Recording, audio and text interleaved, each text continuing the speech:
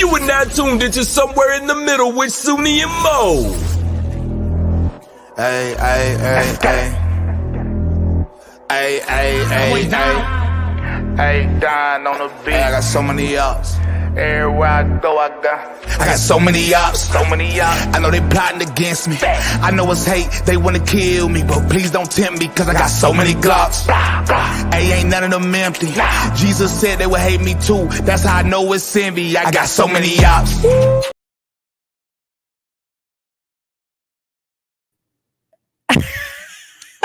Why you take me down? I didn't take you down.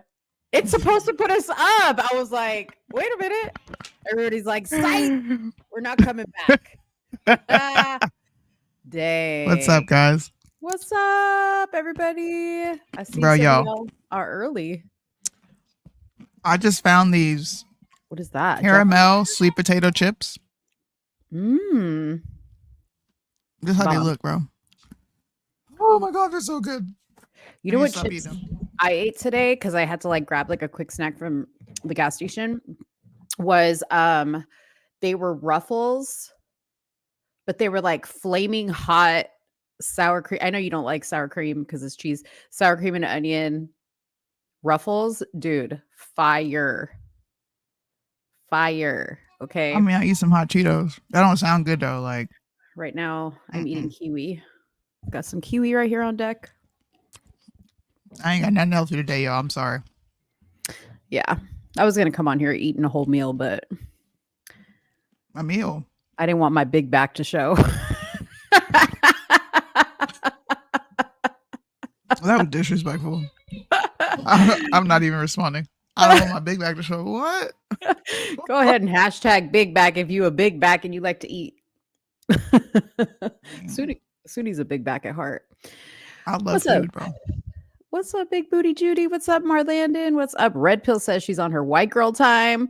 She got here early. What's up, Jill Huffman? Guys, if you're on Discord and you're watching, please share this in your servers. Here we Appreciate go. you. Here we go. Soonie done drugs. You're gonna learn to stop hating on Discord, bro. Discord didn't do nothing to you. The people on Discord did something to you. This Leave is how much. Discord alone. No, this is how much I don't like Discord. Is one of my favorite like YouTube couples that I love to watch that they always prank each other. They started talking about they were going on Discord, and they were like, "If you want to know all the real tea, come to Discord." I'm like, "Nope, not doing it." See. Oh, Nope. listen. Don't be a boomer. You gotta move with the times. Whatever. Red Pill says she identifies as big I eats. Big She eats? identifies as big. I eats. Like she eats. Okay. Well, you call it what See, you Mo want. Mo can't speak no ebonics. Call it You. what you want. It's big back behavior at the end of the day. It's big back behavior. Anyway. Big back behavior, huh? Yeah. You know what? Dude, these kiwis Why are did- so good. They look good. Mm-hmm. Why did my husband start texting me ebonics a couple nights ago? Like Right. how? What did you say? So I'm gonna do a playback. Okay. I'm in the bed and I'm like getting ready to go to sleep, shutting down for the night. Just got the kids in bed and everything. And he says, I say, "You still working?" He said, "Yep, probably another one or two." What does This that is mean? not how he texts me. He does not speak ebonics. Uh-huh. So I was like, probably, question mark. It's PROLLY. Oh, Right? And I'm probably. like, probably what? And I was like, since when do you speak ebonics? He said, what you mean? What? Why all of a sudden was he like pranking you? Probably. He just has Oh, his okay. funny moments. And I said, oh my God, please no. And then I corrected him and I said, it's what you mean. It's not what you mean. It's like what you mean. Mm. And he just starts talking ebonics back to me. When I tell you, it was so weird having him text that way. I was like, ew, I don't like this. You don't like You it? should You just don't... go back to how you text me. No, I don't. It was weird. That's funny. Facebook won't let me go live, so I came on YouTube. What What do you happened mean to it won't let you go live? Facebook? You're not live. You're watching it live. It won't let you on the live. Is that what you're saying? Maybe that's what she means. Yeah. I don't know what's going on, man. It's live. I see it's live. It says there's one person watching. Why don't you go back and check, Haley? But we're welcome to have you guys here. Go ahead and hit the like button because y'all tripping again. But y'all slow, slow big back people up in this room. Hurry up. Her up. How do you say her up? Get your ass Lord up and bless her her. up. Just get your ass up, not get your ass up and her. 99, baby. I'm on the ground, baby. All the time, baby.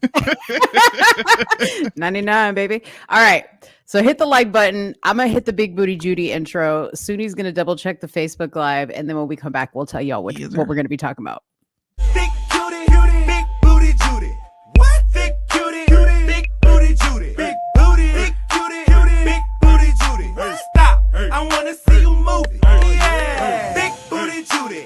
Big booty Judy. Got big booty Judy. That's big booty Judy. Got big booty Judy. That's big booty Judy. Got big booty Judy. That's big booty Judy.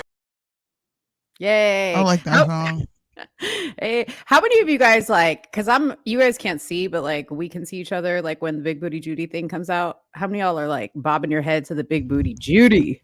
It's become a staple. And God damn it. Oh, it's her account. Okay. We got that figured out. All right, guys. So we've got a lot and we're giving you a lot on purpose because I know Marlene is about to be mad, but on Friday, Soonie's not going to be here. Maybe I'll do a show if there's enough for me to talk about on my own. But we're going to talk about a little bit later what I'm obsessed with right now. And maybe on Friday, if you guys are interested in this, because it's taking me a long time to get through this. And I don't think I'm going to be done by Friday, but I'm certainly going to have a lot of information for y'all. But because of the Diddy case, I started watching the 12-year-old Conrad Murray versus the people in the Michael Jackson death case. Okay. Why did I start watching that? Well, because Fahim Mohammed, who was Michael Jackson's head of security at the time, as you guys know, was listed in the latest Diddy lawsuit. So I was trying to gain some information from that trial on Fahim Mohammed straight from his mouth on how he went from graduating University of San Francisco in real estate to Michael Jackson's head of security like that. Okay, that seems very sus to me. And then right after he, well, let me take a step back. Right after Michael Jackson died, I was about to say right after he killed Michael Jackson, but you'll understand why I'm going to say that because this is where Mind of Mo is going to come in. And I'm going to give you guys a little bit of Mind of Mo action tonight. So stick around because I have a whole theory because this trial is 28 days. Yeah, this trial is 28 days long and I am on day 8. I have been listening every day, all day from the beginning of this trial to where I'm at right now, which is not even halfway. And oh my gosh, the stuff that I'm hearing, I almost want to call the courts and be like, y'all need to retry this. Something ain't right. We've come a long way in investigations, and Michael Jackson was for sure killed, not by Conrad Murray and not by a self-administered propofol shot. I have a theory. So stay tuned for that because it's a lot. Okay. Look at Marlene. Marlene is mad because he's like, here y'all go again, taking days off. Hey man, listen. This is a 2-staff situation going on over here. Okay? Right. 2 folks. I got a family and kids, and there's just times that I'm not going to do shows. I will see y'all the next week. Yeah. I got stuff to do. This is a family first show. I'm really not going to be here in the coming months anyway because I'm getting ready to transition back to the U.S. So you guys won't really see me consistently for a little bit. Oh my gosh, I may have to start auditioning like a co-host. No, you can keep my seat warm. I'll be right back.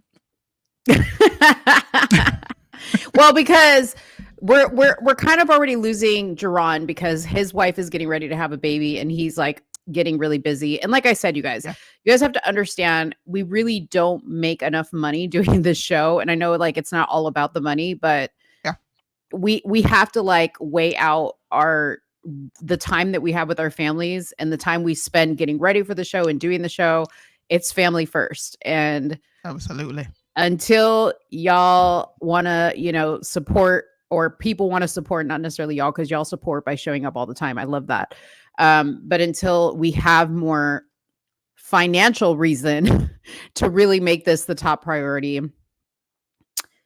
and family is always going to be the top priority no matter what. But it is what it is. It's going to be what it's going to be. It's going to be what it bees what it bees.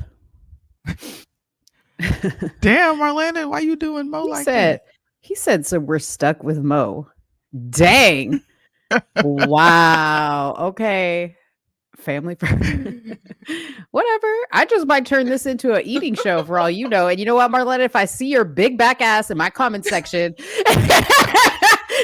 if I see your big back ass in my comment section, I may have to block you since you talked all this trash right now about me. I'm just joking. Okay. While Sootie's gone, let me tell y'all what we're going to be talking about. We have to kind of skirt around some of these issues because y'all know how YouTube doesn't like us talking about certain things. But we're going to be talking about the situation that happened between Israel and Iran and the pro-Palestine protests that are going on and the stuff that's going on in our government. But, we have to talk kind of in code about that. I couldn't put so much detail in our description section. And even when we talk about it, we have to kind of talk about it a little bit, safely so we don't get banned. Then we're going to talk about the Trump criminal trial. This is the first criminal trial now that's kicking off. I think it kicked off yesterday. This is the one in regards to the bribery payments with Stormy Daniels, which I am completely confused by because we'll be showing you later, but I have a reminder for everybody that Stormy Daniels actually wrote a letter admitting that there was no bribery payments and that she never dated Trump or had any type of, it's all very weird to me. So we'll go over that when we talk about it, but we're going to touch on that. Then we're going to talk about things just getting exposed in general. We've got the Diddy case. We've got COVIDs or COVID-like, like the bird flu and things like that popping up. There's a new documentary on George Floyd that I want to put y'all onto. I'm going to show you guys a trailer on that, and that everybody needs to see. And you need to show it to your friends that had a doubt in their mind that George Floyd was not killed by the fentanyl. Okay, because he was killed by the fentanyl. He wasn't killed by the cop. I'm just here to tell you that right now. And then we're going to add in the Michael Jackson stuff to that because it's all kind of related, but with an overall theme of y'all are getting smarter. Y'all are getting smarter and you're getting wiser to what's going on here. Because we're starting to notice that no matter how many police shootings they throw at us, no matter how many deadly pandemics they throw at us, no matter any weather events they throw at us, y'all aren't letting that stop you. And we kind of want to celebrate that and talk about it. Then we're going to talk about an elderly man who was charged with killing an Uber driver. He took her at gunpoint, okay, thinking that he was going to be scammed. We're going to talk about the Baltimore Bridge, the Francis Scott Key Bridge in Baltimore, the one that got hit by that big freight liner or whatever it's called. Obviously, you guys have heard the FBI is opening an investigation, but surprise, surprise, they want to change the name. Mo called it. I said this from the very beginning that they were going to want to change the name because of all the ties to the racist slave owner that it was named after. Okay. We're going to talk about a 16-year-old student who was suspended for using the term illegal alien in class. As you all know, we cannot use that. What's the term we can use? Immigrant? Unauthorized. Unauthorized immigrant? Unauthorized citizen. Oh, unauthorized citizen. Yeah. Okay. So he used the wrong thing and he got suspended. Brittney Griner, and we're going to talk about the WNBA for a little bit, but Brittney Griner and her wife are having a baby. I'm not quite sure how they're having the baby. So we're going to figure that out. But I also kind of wanted to touch on the WNBA draft and a little bit about the ladies there. And we will kind of touch on the OJ Simpson death. I don't know if any of you guys care, but the fact that he died. I'm a little bit disappointed that people were like, guy, he got his payback and blah, blah, blah, blah, blah. Like, damn, y'all, the man died. Like, he killed died. Somebody. He died. Well, he killed somebody, but I don't know. I guess like OJ was really not a problem after that. And he kind of like slipped into no. And I'm going to say this. Okay. I'm going to say this real quick because we got to keep it. We got to keep it 100, Soonie. You and I always say, not that you deserve to get your lights knocked out by your man, right? But you and I always say, no, don't be attaching me to what you can say. Go ahead and remove my name from off your statement. I'm gonna say it for you. I don't know what she's gonna say, and whatever she say, I don't support that because I feel like you about to say something crazy. Well, go ahead. I'm just saying, we really don't know the whole story. We really don't. He did it. He wrote a book called "If I Did It." Why? If you got acquitted for something and you didn't do it, why would you write y'all think I'm playing? This man wrote a book called "If I Did It." If you didn't do it, then why you writing books? Rest in peace, OJ. Bruh. Wait, but Red Pill says it's looking more like OJ's son did it. Bruh. Christian? Is that his name? Y'all Christian? tripping. See, Okay. No. Red Pill, you're gonna need to send me the evidence on that. Okay. Bro. Get out of here. If I did it, Confessions of the Killer.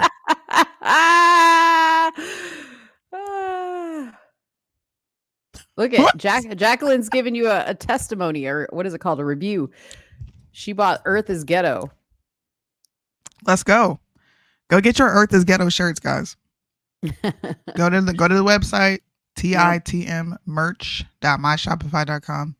Go check out some of the awesome new stuff we got coming. And you guys are going to be surprised of who is going to be rocking our merch going forward. So yeah, Diddy. Go get it. Just joking. Hell no. Okay, Soonie's going to show you the shirt. The last but not least, and certainly not in this order, because you guys know we don't talk about nothing in order, is we're going to talk about the Dexter Reed shooting. Okay? Okay. I got you, kid sizes. And I wanna smack a few people in the face with some facts and give an update on this Kaylee Gaines story, because everybody on the right played it out like this girl was a victim and it was DEI. You got congressmen coming out running their mouth. The DEI is the reason this happened, and white children aren't safe. Okay. So give us the update right now. Tell us. Right now? Yeah. Well, let's give an update right now. I'm not going to show the video because the video is very disturbing and vulgar, but you guys remember the little girl who got her ass whooped outside of the school, down the street, around the block. She got beat up. People were suspecting that it was a bully situation, and she showed up to a fight that she wasn't equipped for. But it turns out Gaines' parents, her father, is talking. Now, she is in recovery. She has woken up from her coma that she was in. They're saying, of course, I think she's going to have a crazy time going forward. I wonder if she's going to be normal and make a complete recovery, or if she's just done for, because I know she got a brain fracture. So before I start talking about this, you do have to preface, okay? I'm not advocating for violence. I'm not saying that this young girl deserved what she got. I am praying for her family and her full recovery. But the truth is the truth, and the facts are the facts. So the New York Post interviewed the father and some of the friends who were around for this event. And they told the Post that the suspect, which is they finally put her name out. Where's her name? Sorry. Declue. I forget her first name. They haven't put her full name out, but the suspect, who is Declue, and Gain, who was the victim, were a part of friend rival cliques at Hazelwood East High near St. Louis. Okay. The conflict finally boiled over after Kaylee got into a fight at school with Declue's friend, the suspect. An episode which led to her suspension the following day. So you guys remember how I put out a video and I said, hey, this girl is not a victim. She was suspended days before for fighting, right? And people were saying that I was racist and I was saying that she deserved it. Well, there's more information. That altercation set off a fresh round of phone threats. So not only was she sending threats, but Mr. Clue, the suspect, was sending threats. So there are equal participants in this conflict. Nobody showed up to beat her up or jump her. This is between two warring friend factions, whatever you want to call them. Now charged with felony assault, which is the clue. The two girls agreed to square off on a one-on-one, her dad said. Now, her dad is the victim's father. Kaylee Gaines' dad is telling this story. They agreed to fight. Okay? He says he does not want to disclose the exact content of the messages, but they both agreed to fight, to meet up and settle what was going on. Case closed, story over. So what had happened was she fucked around and found out. She agreed to a fight. She knew who she was fighting and she got whooped. That doesn't mean that smashing someone in the head in the concrete is okay. That means that you signed a check that your ass couldn't cash. And I pray for your recovery going forward. That's it. And what's crazy is the media is not showing this. You know how the media said, or you know how people on the right say, well, the media is not going to show this because they can't paint the black kid in a bad light. They both look bad because they both agreed to fight each other. So why is this not headline news? This is all over the news before. Isn't that how they painted her to begin with? In a like it was all her, like it was all the black girls. Yeah, like they just made it look like they just jumped this girl for no reason. Well, right wingers are saying that the reason that that's not in the media is because of the black girls at fault, right? Oh, I'm saying they're both at fault and the media is still not talking about it. So what's your point now? And also, if you look at the way this article is written, let's just keep it a stack with each other. Number one, look at her dad. Why they got pictures of this? Hold on, you can't even see it. Why are they using these pictures to talk about this girl? And her father, by the way, admits that there's drug activity around his children. But I just want you guys to see how the media plays it and look at the response, right? Because nobody on the right is saying, why are they using a childhood picture of her? That's not who she was when she did this thing. They do it all the time. On the other side. See what I mean? Why are they talking about her upbringing? Because those things matter. Oh, look, another picture of her as a little girl. That's not what she looked like when she got into this fight. Yeah, she didn't even look like the other picture at the top. No. I found several videos of her that resurfaced online. Yeah. Of her just being ratchet. She sounded like a black girl. Why'd you making fun of people? Haha, that's why you got your ass beat. But I'm like, but this is a victim? Like I said earlier in my segment of this does not mean that she deserved to get whooped. Now here's an additional part to the story. Kaylee Gaines' guilt-ridden father admits her childhood was affected by drugs and family dysfunction. I just want the right to look at these stories and get off your race high horse. You can't critique the left and then act like the left. She was in her environment where her family put her, both her parents. She agreed to a fight, and it is what it is. Another picture of her as a little girl out on the water with her dad. Nobody's saying nothing on the right about the pictures that they're using. They're just going along with the story. Mm-hmm. Exactly. So he talks about how, I'm sorry. What go do ahead. we say when a young black man or boy gets shot out in the streets and they say, oh, well, he was part of gang culture. This is what right? This is what he was a part of. And when you're part of that type of culture, then you're going to get caught up in some bullshit and possibly get shot. Either you're going to get shot by the police or you're going to get shot by the streets. It's the same thing. That's why color doesn't matter. Character matters. Color doesn't matter. Character matters. This girl had bad character. The other girl had bad character. Yeah. End of story. Bottom line. Mm-hmm. So, like I said, the Post did an exclusive interview with the father. Speaking out for the first time, Clinton Gaines said that he and Kaylee's mother, April Nordstrom, both struggled with drug addiction during her youth, and she has suffered greatly because of it. Kaylee's parents split up when she was just 5, leaving her and her little brother with Nordstrom. While she has since righted herself,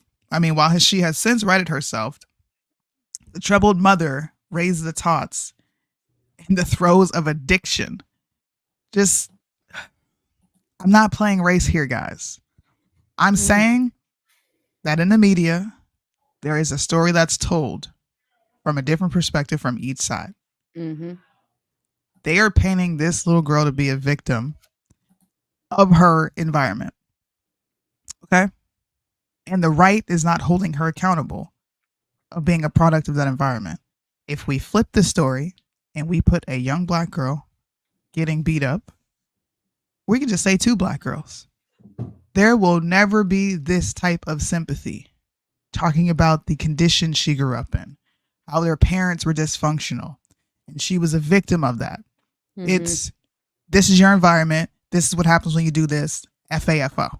Yep. I wanted to bring this story back because it's important to call out the hypocrisies. It's important to hold both sides accountable. This story took over the internet for a minute, and you watched people lose their minds. Mm-hmm. People on the right resorted to calling black people, specifically apes, monkeys, animals, thugs, gangsters, when this little girl grew up in that exact environment. And it wasn't because of DEI. That's another reason I wanted to bring this story up, is because they're specifically blaming DEI for why this happened at this high school.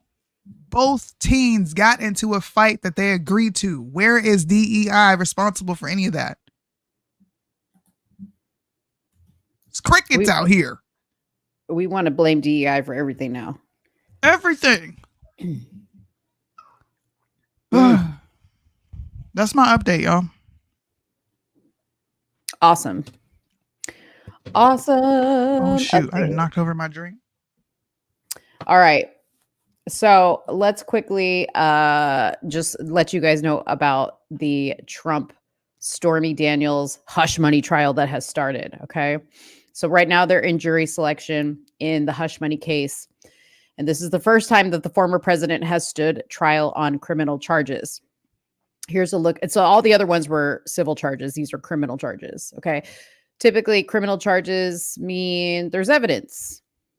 So we shall see. Okay. So obviously, the defendant, President Trump, alleged that he orchestrated a $130,000 payment to adult film star Stormy Daniels when she threatened to go public with allegations of an affair on the eve of the 2016 election, and then conspired with others to cover up the payment. He's charged with 34 counts of falsifying business records. Trump denies he had an affair with Daniels. Okay. So like I said, they're in jury selection. The judge has told Trump that he has to be in court every day, even to the extent of Barron, his son, is graduating from high school. And the judge has told him, you can't miss a day of court or I'm going to put you in contempt of court, which is terrible. It's terrible that he does that. Now, we'll keep you guys updated on the jury trial. I'm sure they're going to choose a completely corrupt and easily bought and paid for jury. So that's, it is what it is. But you want to read what happened? No, I was just pulling it up so people who don't know who Stormy Daniels is.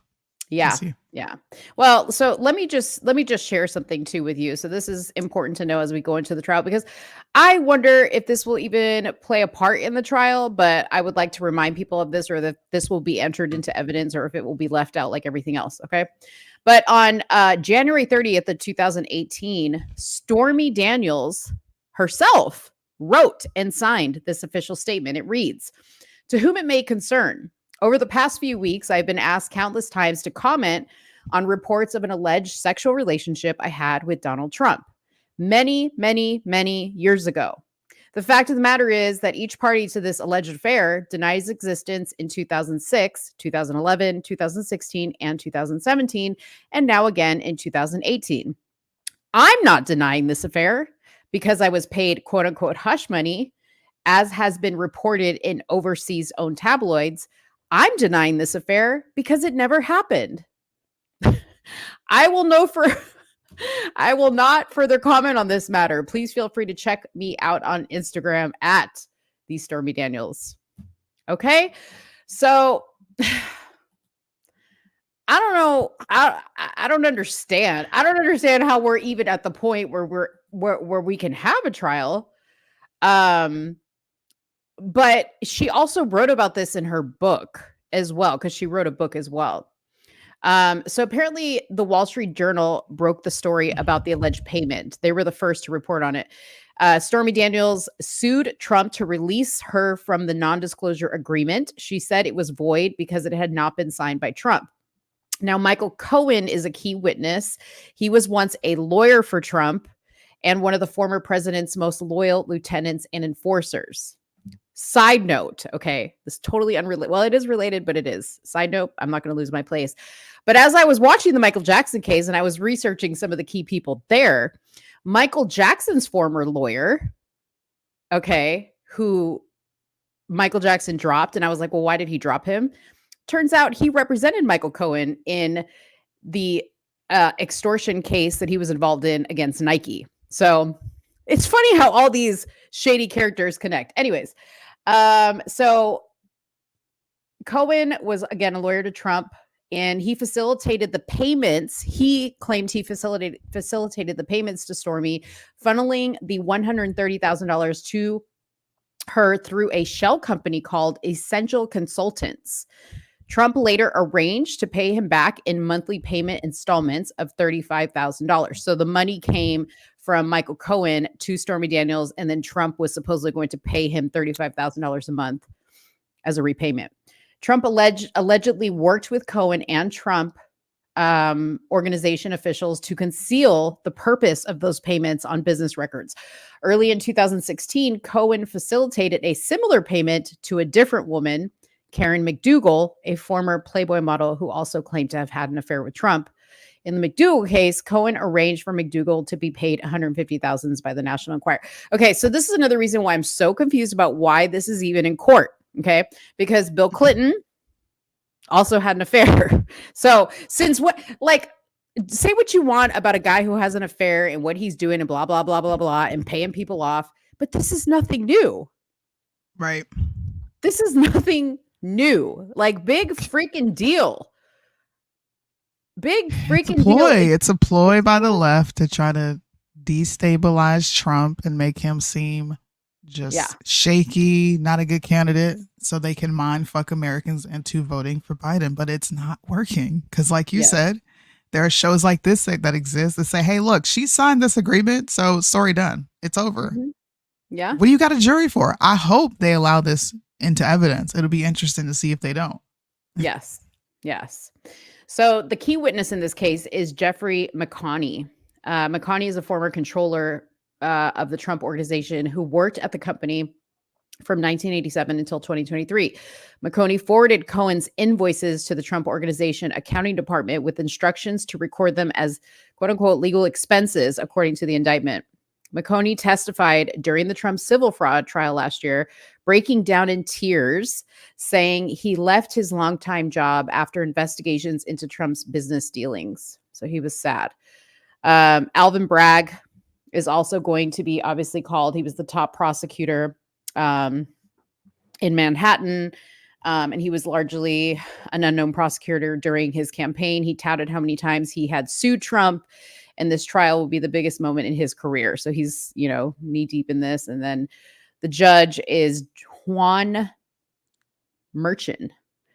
He's the judge overseeing the case. He was appointed to the New York Family Court in 2006 and has served as a criminal trial judge since 2009. He was born in Colombia, grew up in New York City, and served as a prosecutor before becoming a judge. So we'll see. It's going to be juicy. Hopefully I'll be done with Michael Jackson so I can watch this one. You don't put that Michael Jackson case down.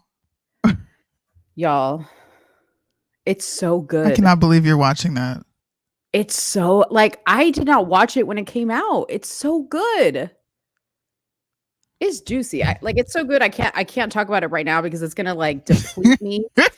You guys are just going to have to hold on to the point where I decide I'm ready to talk about it, because it's going to deplete everything I have to explain to y'all the mind of Mo that has been going on while I watch this trial. So, yeah. All right, Soonie, I'm going to go on to the Middle East right now. Yeah.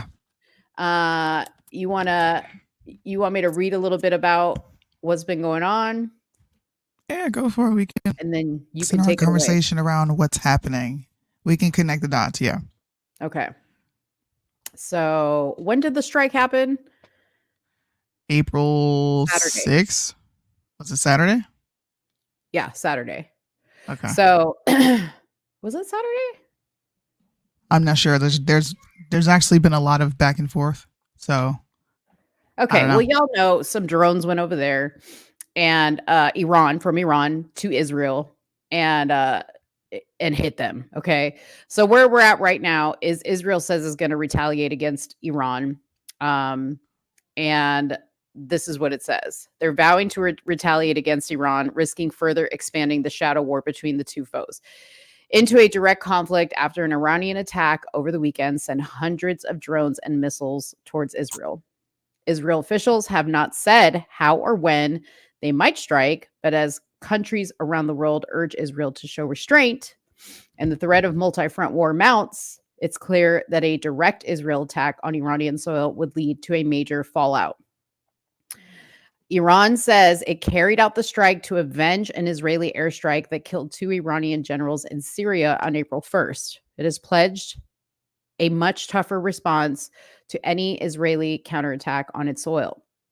U.S. officials say President Joe Biden has told Israel Prime Minister Benjamin Netanyahu that the U.S. will not participate in any offensive action against Iran. Surprise, surprise. And the president made very clear to Netanyahu that we do not have to think carefully and strategically about the risk of escalation. Israel's war cabinet has spent the last 2 days debating their next move. Here are some consideration keys to their decision. Let me just stop there, because when Trump was president, he sent a very direct message and he was like, make another motherfucking move and see what happens. Okay. This is the problem, is we don't have a leader like this to end this type of bullshit. Okay. Meanwhile, they're sitting there trying to figure out their next move. Hey, man. People aren't going to like what I have to say on this. I know they're not. Right-leaning people are going to be like, are you kidding me? Look, Israel struck Iran first. All right. They hit their embassy. Do you guys remember that? They struck back. This is Israel and Gaza all over again. Why is the U.S. placing sanctions on Iran following their attack in retaliation to Israel? Mm-hmm. We're not placing sanctions on Israel. I get it. They're not an ally, Soonie. Why would we help them? But you're helping another adversarial group. Like, when you think of it in a common sense way, it's like, whoa, the hypocrisy, right? When you think of it in terms of how the government works, these are just relationships playing out and turning the blind eye to certain stuff. They place sanction on Iran, bro, because they attacked Israel. If you aren't aware now, you need to start waking up. The only thing I can say is get ready for another war to happen. because these people aren't going to stop. As you can see, this war between the Palestinians and Israelis have been going on for freaking centuries. The Middle East is extremely pissed off with the U.S. because of its relationships. So we'll have another war. We'll have more American soldiers die, and then we'll wash, rinse, and repeat. It's election season. Mm-hmm. Nobody should be shocked by this. Right. I'm just sitting back watching. Right. You gonna place sanctions on this country? Are you serious? And to think our government gives a shit, think again, because don't care. they make money on war. These people, those people that are sitting up in Washington, the people that we think we voted for, they're sitting up there just cheering this shit on because they make money. Their companies make money. Don't we have a Speaker of the House just sitting there chilling, saying, "I'm not quitting nothing. I'm gonna keep giving money to Ukraine. I'm gonna keep giving money to Israel too. And what y'all gonna do about it? Right. Leave the border wide open." You know, the next topic, I kind of do want to talk about the border since we're kind of on legislation, because Red Pill brought this up, this particular subject. She brought it up a few months ago. So if you have nothing else to say about the war, because I don't want to get our channel taken down. You know, there's a lot of stuff that we just can't say on this subject. Right. Slap you down real quick. But Red Pill brought up a specific angle. Hold on. Before you go into the border, I just want to say one thing, and y'all are probably going to think I'm crazy for this, but I'm going to lead the Bring Back Nancy Pelosi train, because at least with Nancy Pelosi, we knew what we were dealing with. Okay. What the hell is going on? Mike Johnson. What? Oh, we just dropped like a whole bunch of people. Yeah. What the heck is going on? Are we getting shut down everywhere? Because, well, look what we're talking about. No way. Hold on. Let me message the group real quick. What? Hold on, guys. Hold on. Let me go check the stream really quick. Let me see. Sorry, guys. Anyways, they should bring still us here. back. Damn, 3 people. We've never dropped I don't know like what's that. going. The people are still here. It's just, it seems like StreamYard is acting crazy. We'll just keep the show going. That was crazy. The numbers just dropped out of nowhere, not even playing. No, look, let me show you. It's look at the stream health. And this is on my channel. Look how it dropped. What is going on? Yeah. Wow, that's crazy. Okay. All right. Well, Well, we just got throttled, guys. this should bring us back. Yeah, we just now you guys know how this works. But I'm gonna hopefully bring us back with this comment. Nancy Pelosi, we miss you, okay? Because at least we know what you all about, what you're all about. Speaker Mike Johnson, you know, like on Scooby-Doo, like when they pulled the mask off the dude and like revealed who he really was. That's Mike Johnson. Okay. At least Nancy Pelosi, she kept it 100 with us. She was who she was. We knew what we were dealing with. Okay. Y'all think that Mike Johnson is for our side.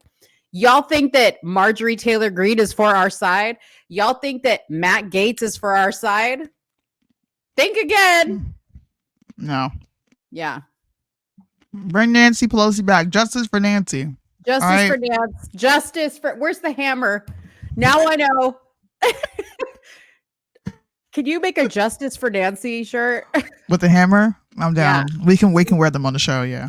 I'm telling you. Si se puede. Si se puede. Yes, we can.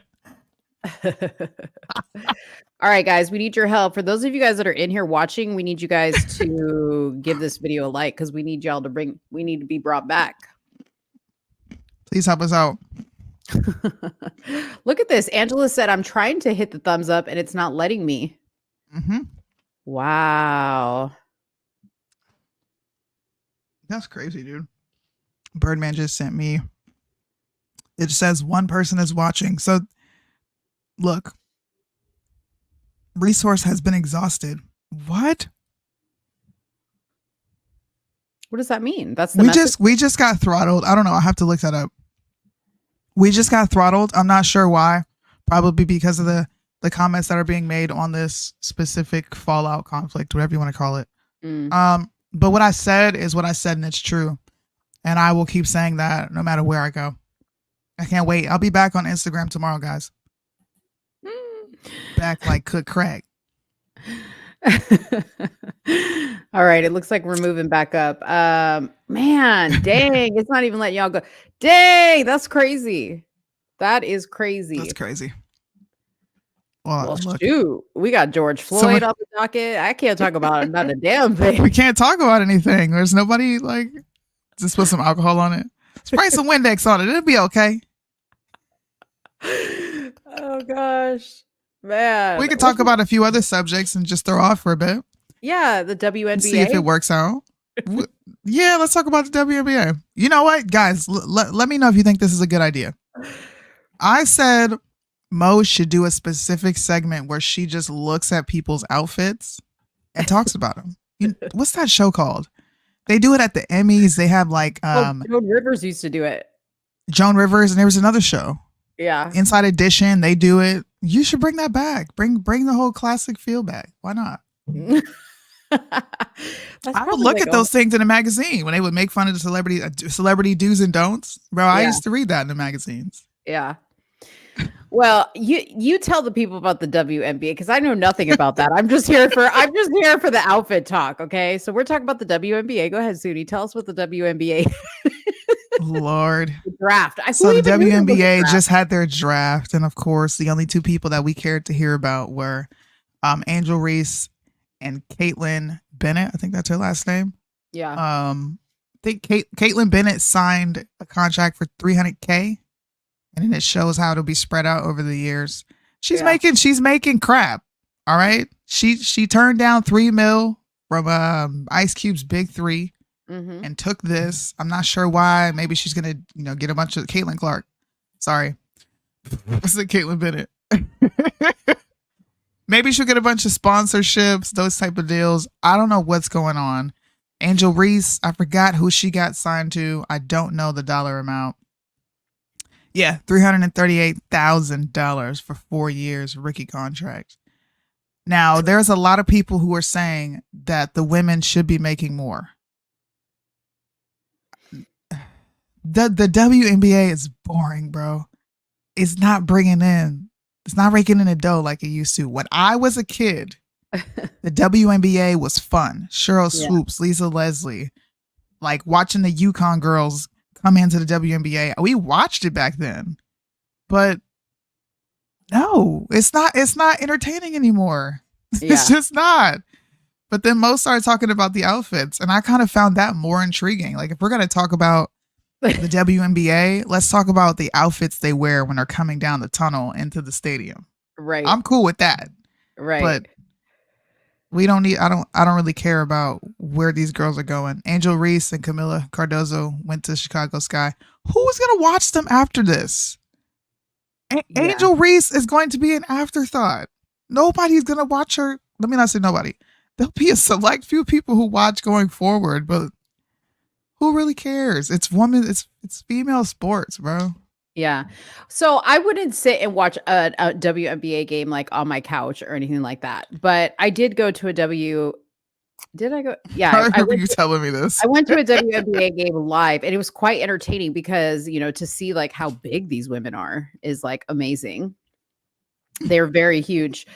And just to kind of like get the whole vibe of it all, right? So let me just take you back through the years. Well, I'll just take you back like 2 years. Okay. Just so you guys can kind of see how we have progressed. Where's 2022 at? Where are you at, 2022? I'm trying to find the class of 2022 over here.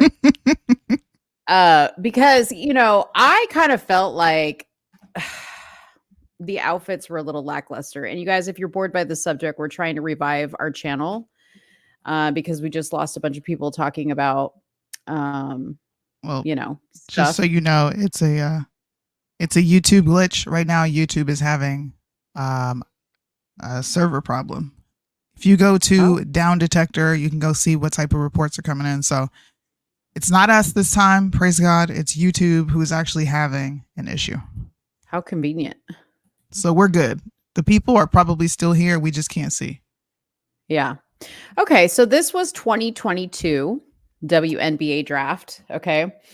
And, I'm not too upset with these looks at all, but I'm going to show you a draft that I was much more impressed by.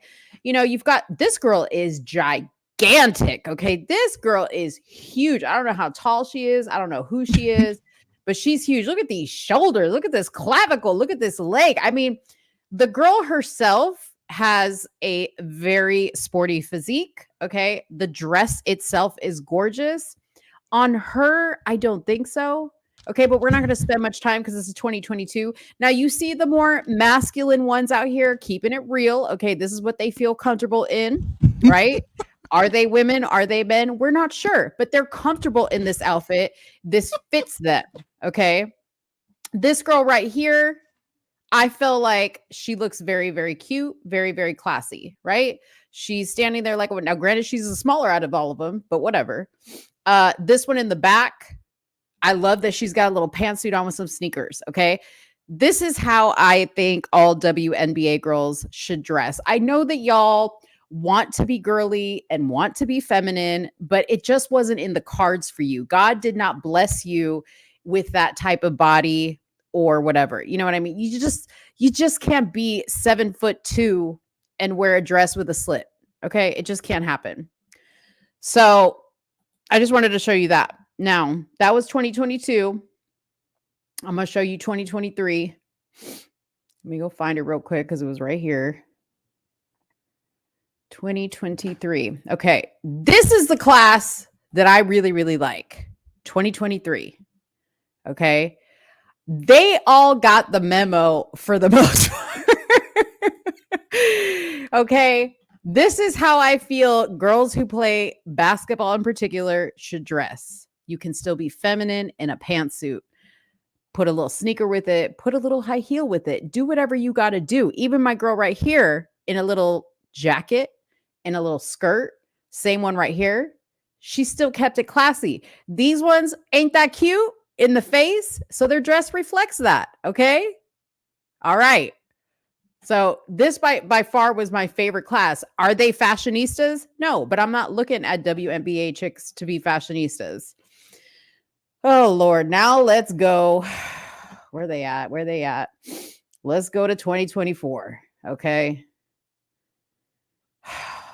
Lord have mercy. Here we go. Hold on, y'all. Let me bring you to the, let me get it. Let me get a little bit bigger. Damn, I got it at 200% and this shit's still small. What in the hell? How to get it? All right, that's about as big as it's about to be. There we go. Okay, first, let's go in on Angel. Here's our girl, Angel Reese, looking like Strawn J from Boomerang. I don't know who told her that, like, I don't know what the invite said. If it said, you know, like the Met Gala, that they kind of have like a theme every year. I don't know if the WNBA draft had a theme this year, and the theme was come dressed up in a costume or opposite of how you would normally dress. But Angel Reese came dressed. What does Soonie say? Soonie says she looked like the Knights of the Templar. I agree. Okay. Then we've got Caitlin Clark. Mind you, the media likes to paint that these two are at odds with each other, but they're looking quite chummy in a lot of these pictures. Caitlin Clark, I said, look like a mom who doesn't get invited out very much to the club, and she got an invite, and this is the outfit that she picked. Okay, was this little mini skirt with this jacket and this little tube top, and then she had on these glasses. I'm gonna show you guys a close-up of her individual red carpet outfit. She had these little glasses and a non-matching handbag. Okay. Now let's start from the left. Okay. You guys, I'm just killing time if you're just coming in here until YouTube fixes itself. So I don't know who this girl is.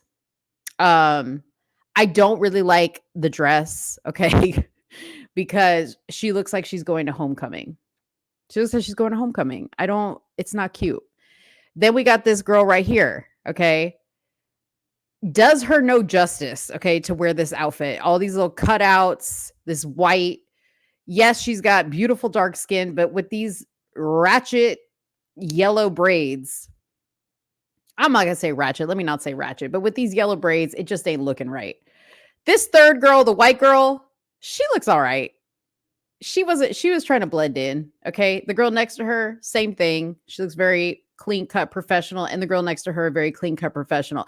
This one right here, and I'm gonna show you her outfit in a second. But the slit in her dress went all the way up her uterine canal. Okay. She was not trying to give WNBA player. She was trying to give Miss Universe vibes. Teacher. Who is this a joke right here? Who is this person? Teacher. Yeah. Can you go back to the girl who looks like she's about to go to a gala, a ball? What This bitch? one? You are at the one before that. This one? You are at the draft. Why are you wearing a nightgown? You're not going to nobody's dinner. All that sequence on that dress. I don't wear stuff like this, but like if I had to wear something like that or I was forced to, you look like you're going to a ball. Right. What? Sorry, I just needed to say that because you gave her a pass. Somehow she look cute. No, she don't. What? I mean, she looked compared to the other ones, like this one on the end right here. She was given like she looks like she's going to prom. Yeah, she was given high school prom. Like, I don't know if the fashion industry just said, y'all, fuck y'all dress yourself this year or what happened. Okay, but Muggsy Bogues down there. Somebody educate me. That's a basketball player?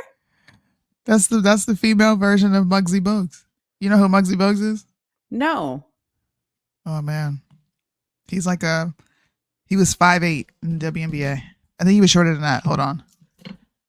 Who is this person and how tall are they? Because this looks like a joke to me. Like this person jumped in to prank us all. She dressed like she going to prom too. And the tie's all crooked. The tie's he was like 5'3". He was the shortest person ever to play in the NBA. Muggsy Bogues. 5'3". And how tall is this person? I don't know. She look about the same height.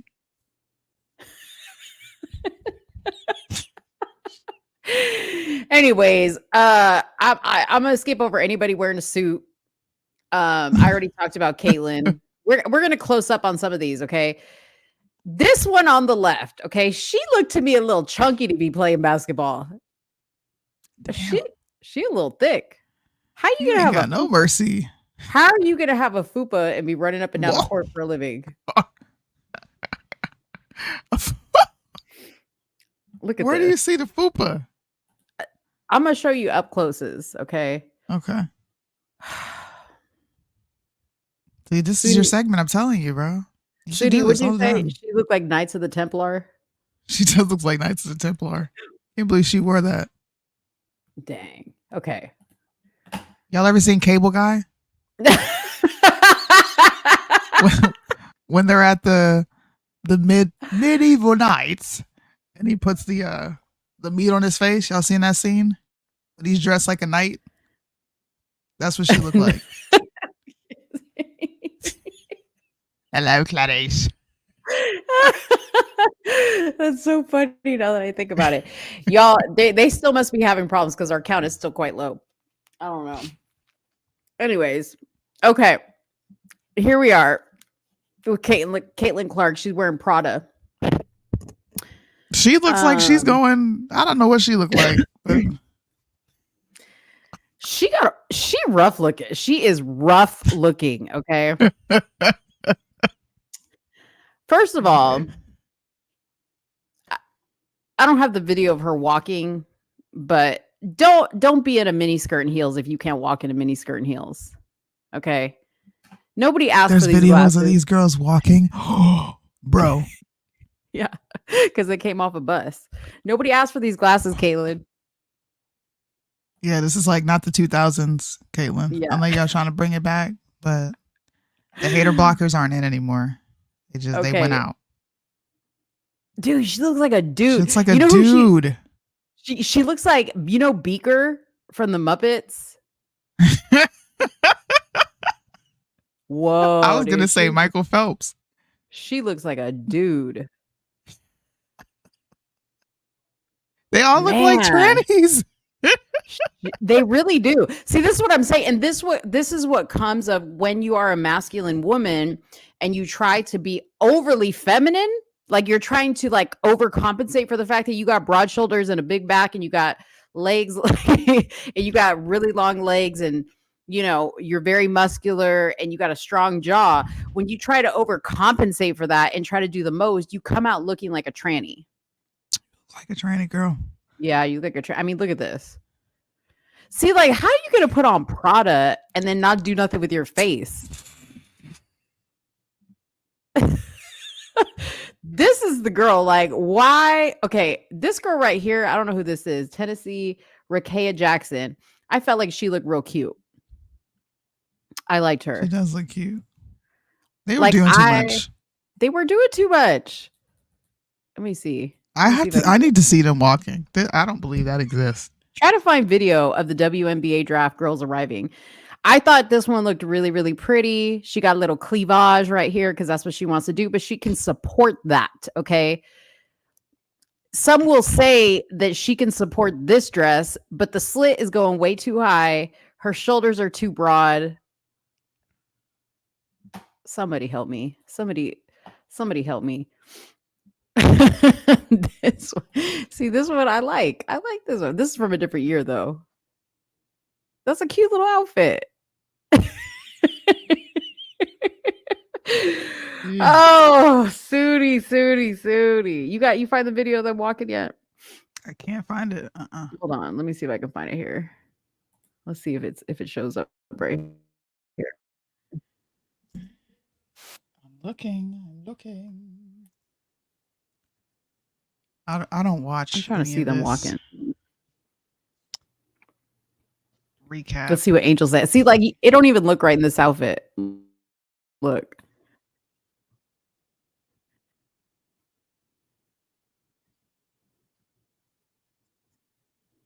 Daisha Fair is the. You know the what? short one.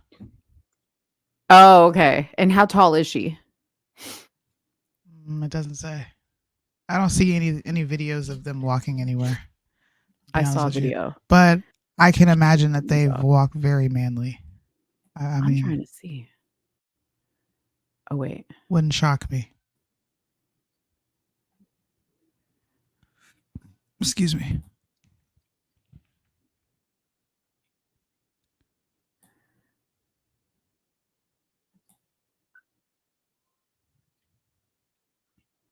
No.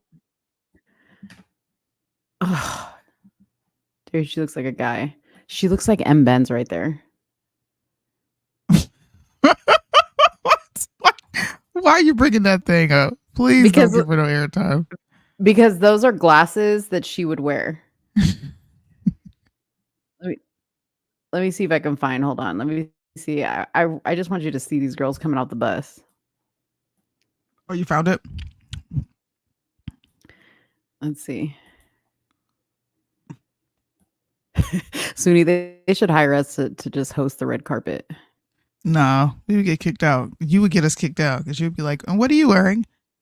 And the shade on your face would show. I think I could do it. You would get us kicked out. I would not. We're getting fired on the first job. No. See, this girl's big. Is she pregnant? She is not an NBA player. I mean, sorry. She did not enter the draft. Hold on.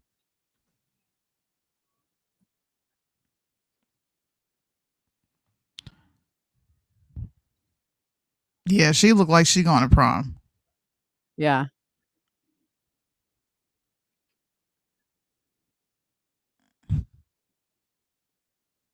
Don't lie to this girl. They were like, okay. She looked like she going to somebody quinceañera. It sure is unique. Dude, when somebody says this is a unique fit, that's code for you look ugly. We can't hear it, by the way. Like, you ain't got the audio shirt. Oh, my bad. Oh. I'm over here having a party. My fault, cuz. Hold on. You look beautiful. Enjoy your night and good luck. Enjoy. Go straight yourself. Take some photos. Yes. Of course. Yes. Who we got coming All up? right, Alyssa. Oh, what's up, Alyssa? Okay. Join us. Wait, this is a unique fit. Yes, so you I love you the know goals. we're gonna ask. Tell Talk us through about it. Yeah, so I sat down with my agent. She got me a designer, Jason Vu. You got a designer for that? Yeah, they should have. They need to put it back. But dude, you Put it can't be back. in. How are you gonna be playing basketball professionally and be this out of shape? And Well, she is probably a point guard, and she's probably more muscle than fat, to be honest with you. Her last name is Peely, which means she's probably Samoan. So And she's just big by nature. Yeah, they're Yeah, just big, she big. and Let's she's see got if the tribal signs on her. See, I don't know. All I know is someone like me. I don't give a crap about what you're wearing. I just want to see you play on the court, and nobody's watching these girls after college. I'm We're not watching watching them. I'm watching it. I just pitched out this idea that I wanted to represent my culture and kind of just stand out in a way. Oh, you standing we out. included the tribal designs on I the knew it. bottom and just I knew it. But that looks like a lopsided like the bottom. The bottom don't look straight. It looks like it goes down in an angle, and it looks like a cut off leotard. Well, it is because they're trying to give her body some shape. Because if they do it like this, all it's going to do is accentuate how square she is. Okay. so you can see my tribal tattoos and yeah. Okay. What does this mean for your You said, okay. That would be me. Okay, girl, you in your unique outfit. Dude, they're throwing all sorts of shade at her. Gosh. Let's see. Hold on. How come I can't get what? You have to Oh. cancel that. Cancel. You're such a even see it. boomer, bro. I didn't even family and see it. everyone watching right now? It means a lot, especially because I come from Alaska, which is, Alaska? very isolated place, and a lot of people don't know about it. So, She's an Eskimo? I mean, my community there supports me so much, and it's just really an honor to be, represent. Listen, girl on the left, let me run it back a little bit. She's being so With her face. greasy. She is Yeah. being so greasy. Watch her look her up or down. Watch. Now, It means a lot, especially because I come from Alaska, which is, very isolated place, and a lot of people don't know about it. So, I mean, my community there supports me so much, and it's just really an honor to be, representing them in this way and on this stage. I have been able to watch you play so many times, and when you went off against my Gamecocks, I See, was like, nobody's watching this shit, bro. Like, ain't nobody care to hear this commentary? I do. How many views this guy? I don't know. Let's see. Probably a lot. I Hit don't that know. YouTube. Hit that YouTube pop out link right there. Top. There you go. It got 272K. Wait, there's no such thing as an Eskimo Birdman? What the hell? Then why have I called it that my whole life? I'm just Ain't let nobody me watching this shit. let's see who else they got. I'm trying to wait for our numbers to get fixed. And no better way than to start out with Caitlin. Yeah. Can we have to talk about this No, we don't. outfit? Tell us all about it. the sparkles. First time Prada's ever dressed a male or female for WNBA or NBA drafts, so Okay. pretty cool. Yeah. It looks All really Prada. good. The Thank clean you. white is always the option. Yeah. Were you surprised? Like, what'd you think? No, facts. You like it? Okay. So you've been everywhere, Well, that's- SNL, all the commercials. Though you keep You see how what's her name slid through the back on her shit. Yep. Yep. Ignorant. Ignorant. so much When poise. they see me, when they see you, they gonna see me. That's what she said. Well, I mean, in a way, Caitlyn kind of threw some shade because she's like, it's the first time Prada's ever dressed a male or a woman. Maybe it's the first time. I gotta be shade. Prada, you are racist. You picked a white woman. Oh supposed- my gosh! you're In the supposed to Knights root Templar for them. dress, Angel Reese. You Just put like y'all Angel did her Reed. dirty. Y'all did her dirty on the Sports Illustrated. Now Right. y'all doing her dirty on the red carpet. She walked up in Exactly. there. Man, Now I did this like is the back. embarrassing.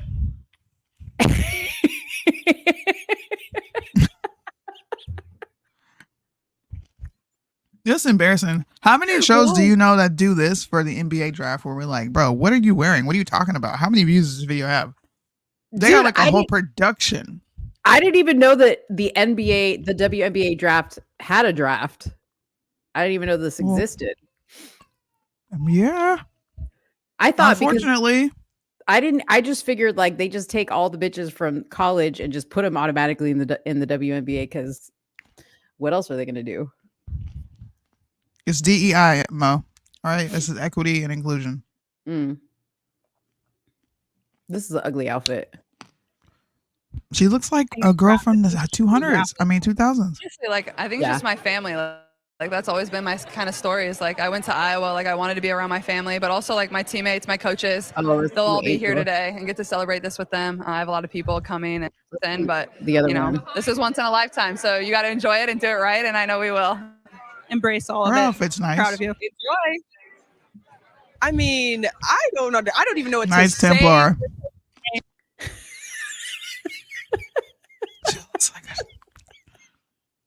Ooh, our They numbers look are like going up. drag queens, bro. Why do they look Our- like drag queens? I don't know. Our numbers are going up though, you guys. So we're only going to spend a few more minutes on this. Sorry. I was Angel. going to ask you how you're feeling about the draft, but I need to know about the outfit now. I need the details now. So before I say anything, I got this 2 days ago. My original dress didn't fit, so I got this. Bronx and Banco, Simon Miller, and Christian Louboutin.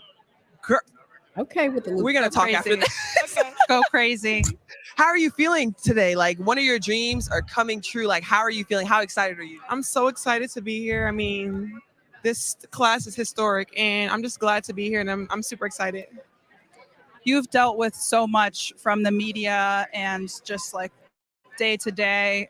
How do you work through that? And who is your grounding point? Like who is getting you through it, whether that's you or family or I have an amazing team around me. I take a lot of time to myself. I pray, and yeah. you're amazing. Girl, you look so cute. And Okay, so let me tell you, if I could give her a makeover, because I actually think she's a pretty girl underneath all of this costume. I would take the weave out. I would give her a cute little Halle Berry-esque short haircut because she has the bone structure in her face to support it. And it would allow her to be more athletic when she has to be less concerned about her hair. I would rip the eyelashes off. Okay. I like her makeup here because I feel like it's really subtle. And I think she has a gorgeous body. I would have put her in a nice little suit with a little short haircut, minimal makeup, and call it a day. Yeah. I don't like the way these eyelashes be making her eyes look. They look crazy.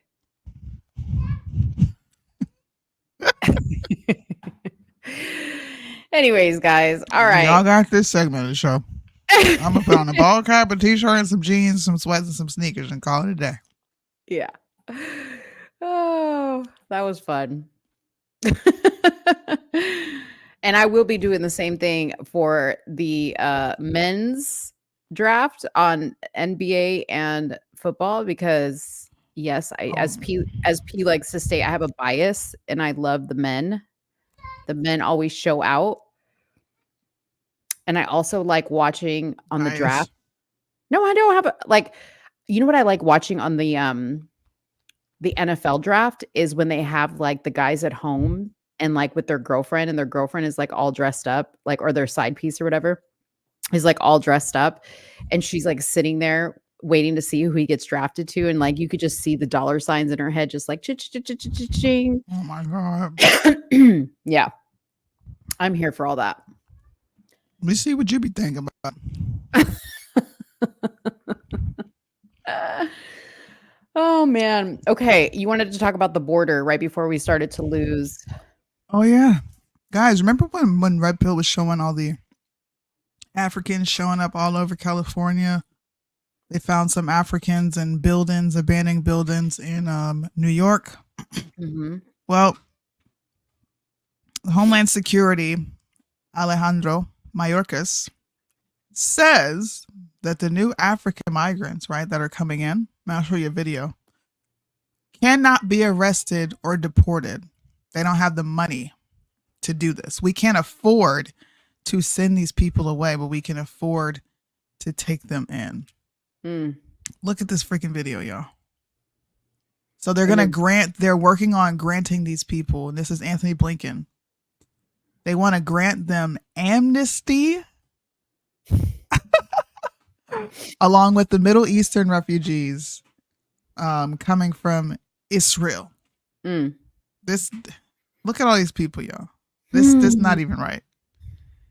Look at all these fucking people. Where's that at?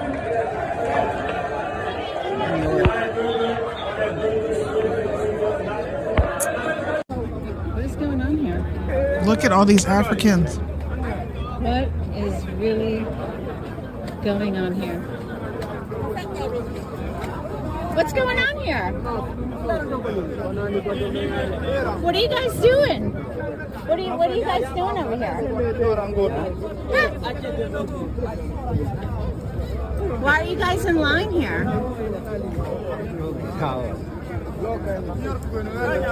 What the fuck is going on?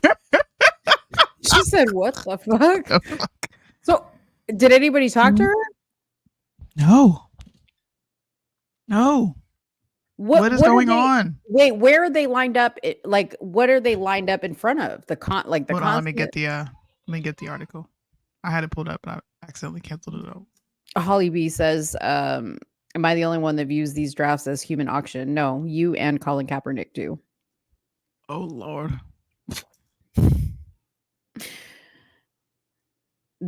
They signed up for this, okay?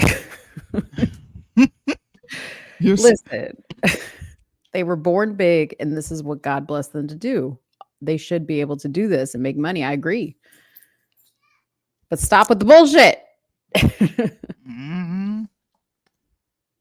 Where is it at?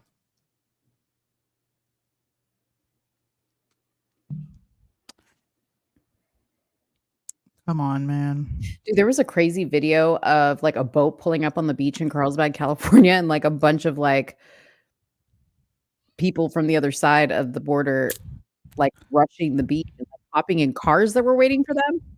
That was weird. I saw that on Instagram. I don't know who else saw that. That does sound weird, but this was outside of New York City where they were lining up to advocate and urge the city to give them more protections and access to city services as advocates point to unique challenges upon their arrival. Yeah. All right. Black immigrant. Notice they're calling them black now. These are Africans. Stop conflating the two.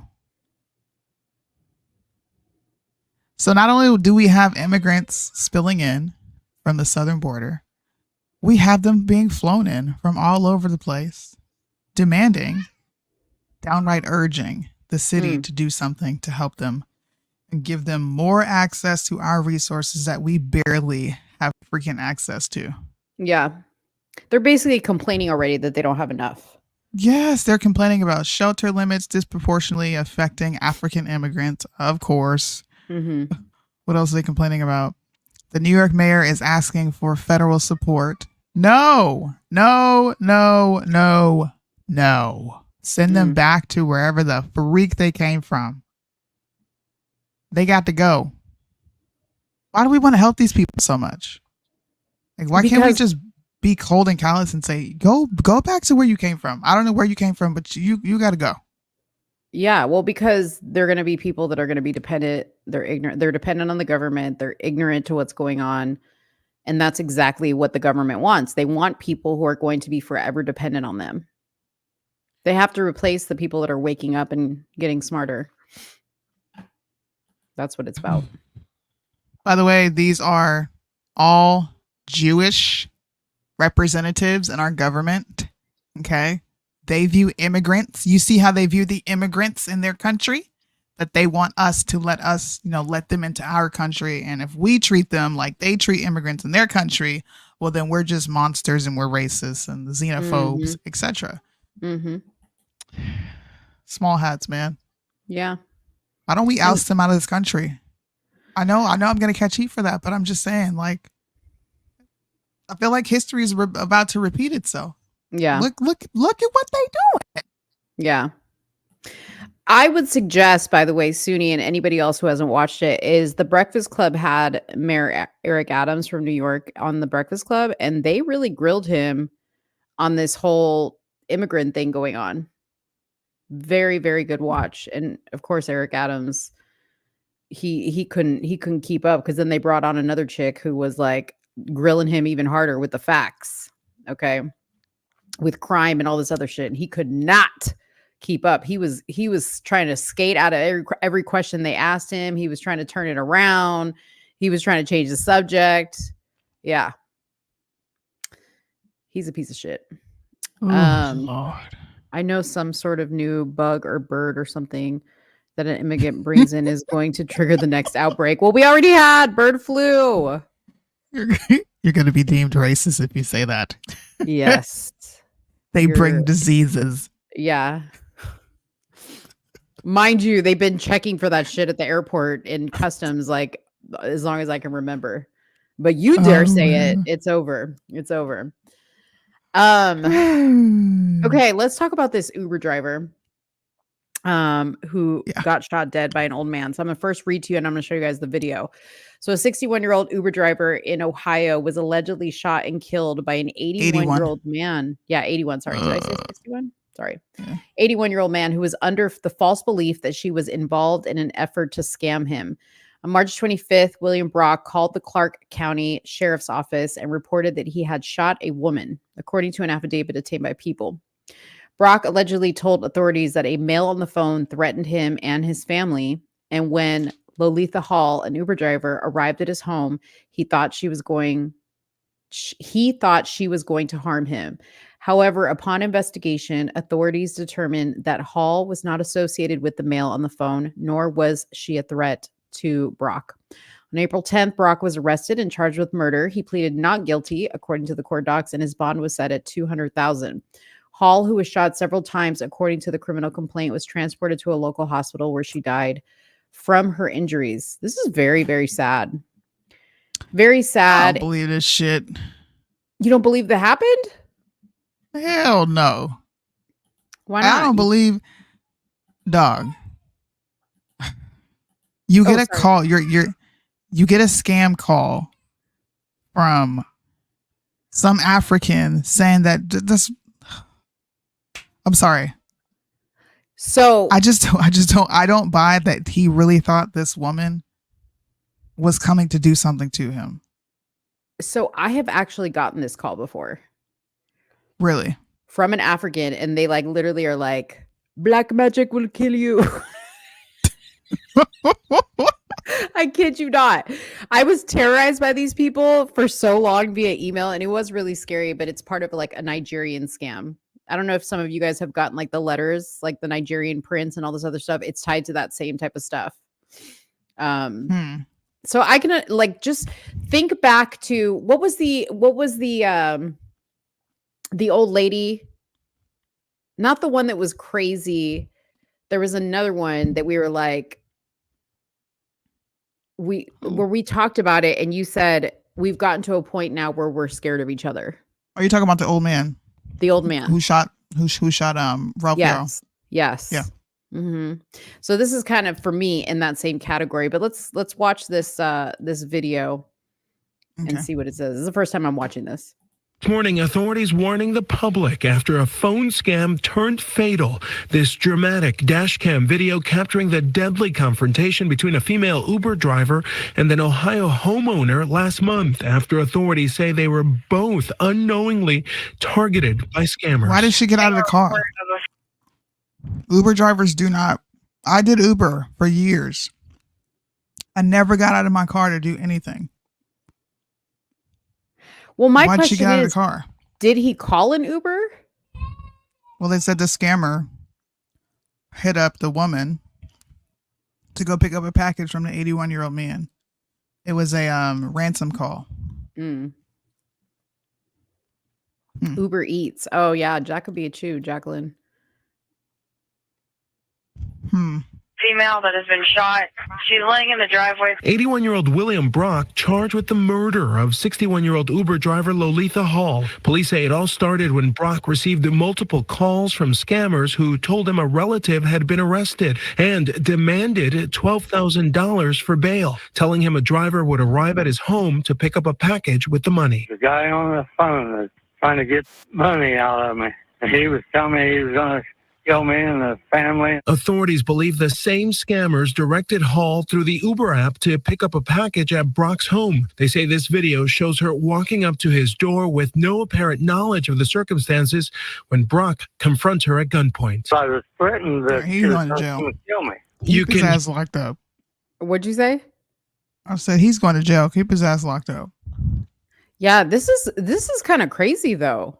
So they basically coordinated a phone call to him and a some type of service request from her to go pick up a package, knowing that this was going to probably be his reaction, that he was going to be scared. I'm going to say there's no excuse, right? You're a gun owner. You're only supposed to point the gun at a target that is directly threatening you. So if anything, he's going to be a poster child for what you shouldn't do. She does not have a weapon. She poses no threat. So in my opinion, this is murder in cold blood because you had no reason to shoot her. That's why I said leave his ass locked up. He's 81, but you know better. Yeah. But I mean, aside from that, like how scary is that to like get a phone call that somebody tells you that and then boom, your doorbell rings and there's somebody at your door. So I don't know. That's like on a whole nother level of like manipulation. Here, Hall frantically trying to explain why she's there. I know what you're after. Police say Brock took her cell phone, and when she tried to get in her car to get to safety, investigators say Brock shot her 3 times. Then he called 911. I shot her in the leg first time, and I shot her in the shoulder. Hall later dying from her wounds. Officers assert. Bruh. You don't gotta stop it on account of me. No, I want to hear your commentary.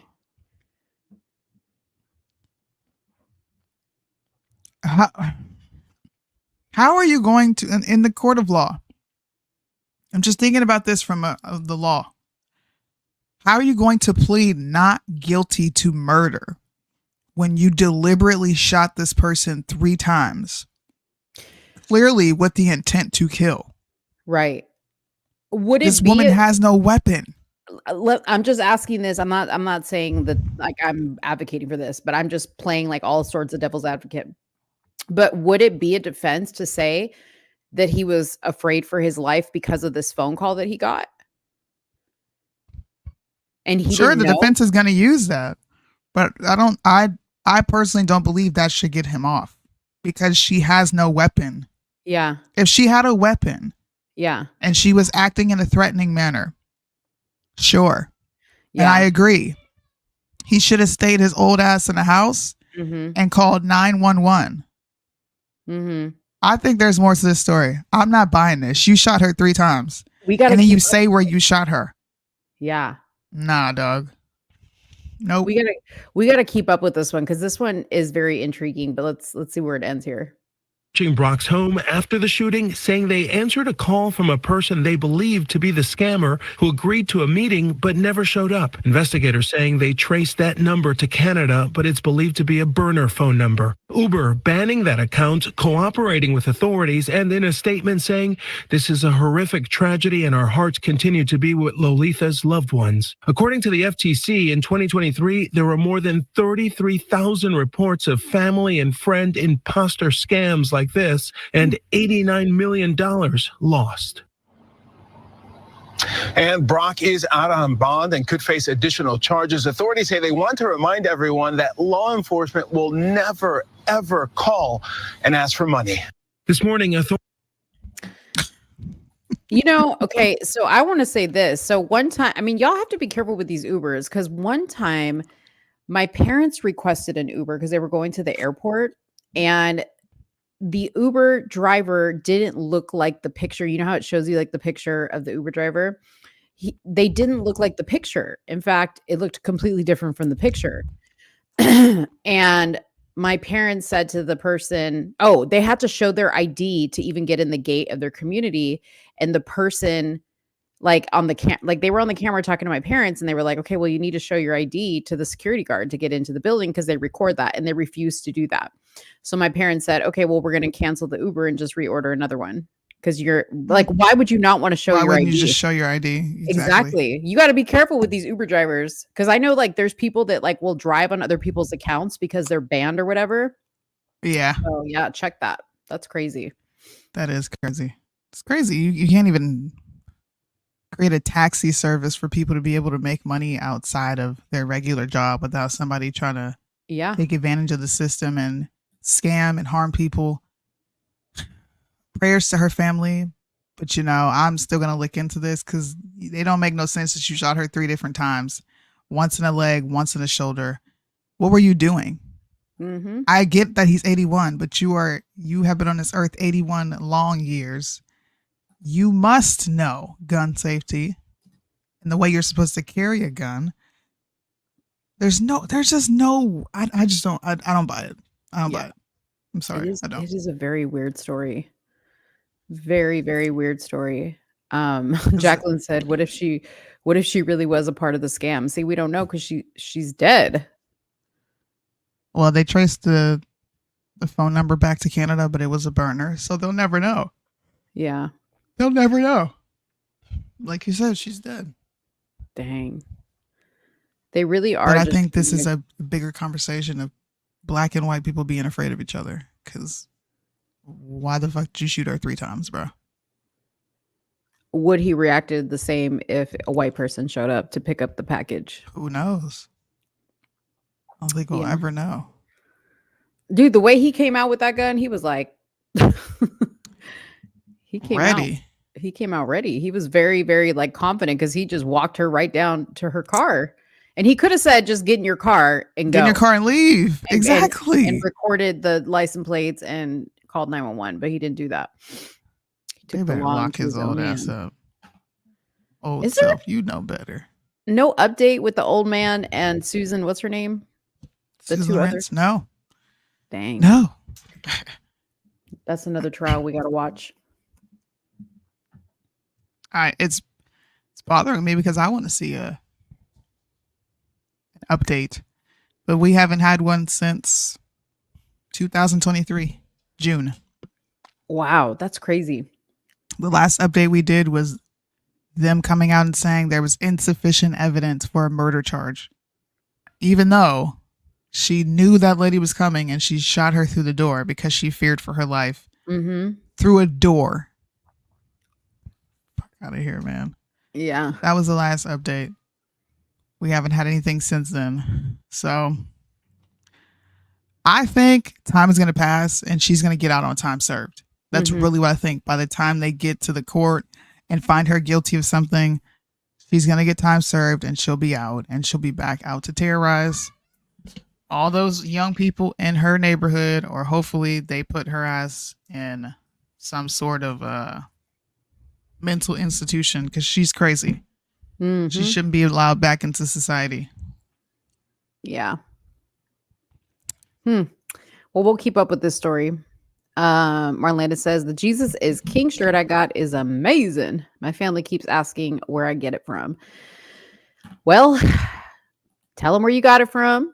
Okay. If you guys want to know where he got it from, just go to titmmerch.myshopify.com and you can buy all of the amazing merch that Soonie designs herself. Okay. I'll leave that up there. All right, let's talk about this next story that we have.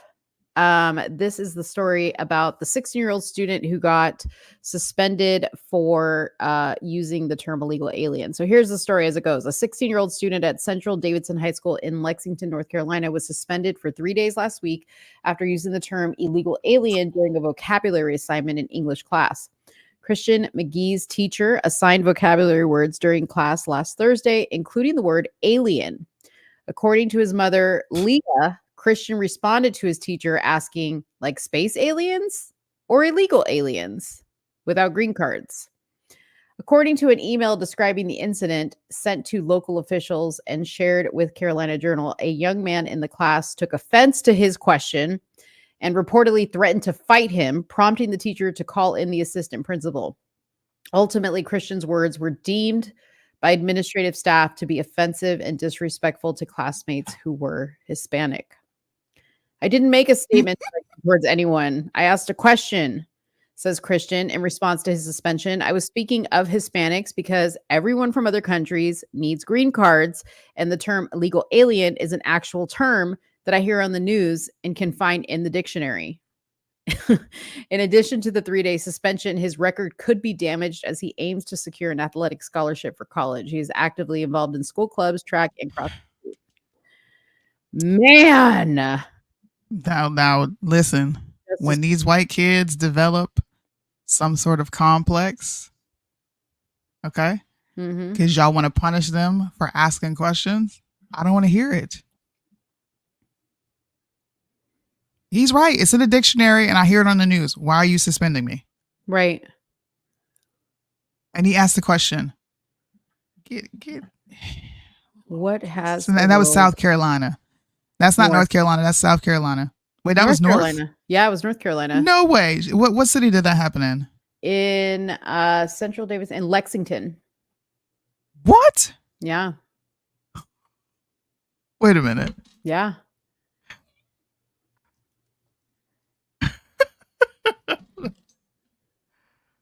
What? It said Senator Steve Jarvis, a Republican, said he contacted the schools. That's right outside of Charlotte.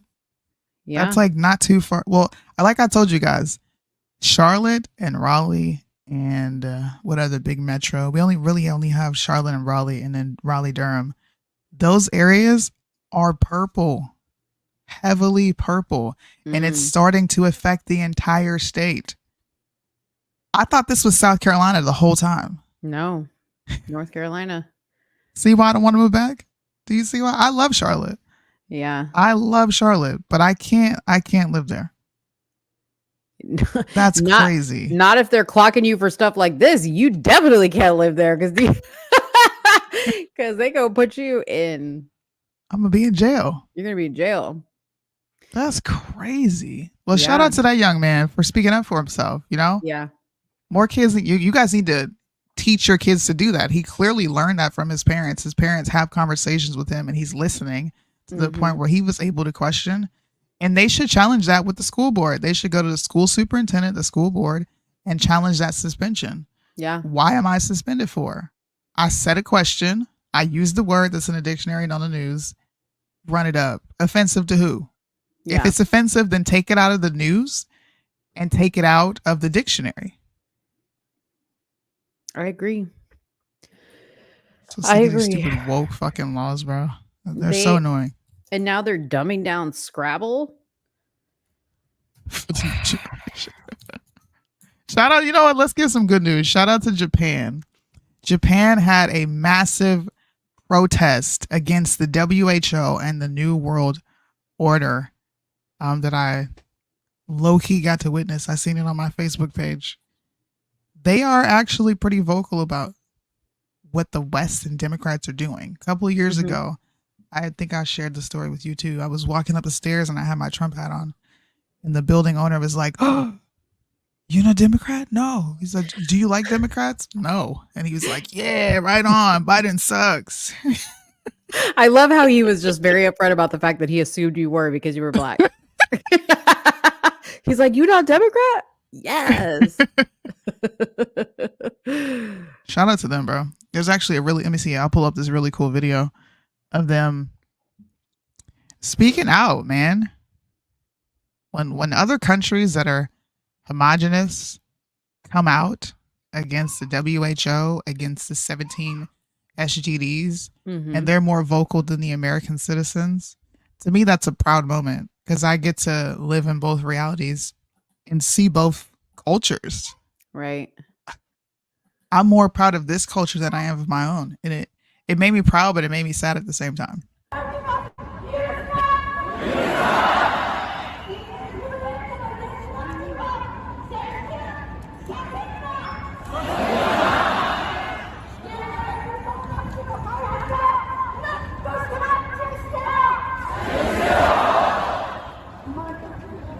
out there deep, bro.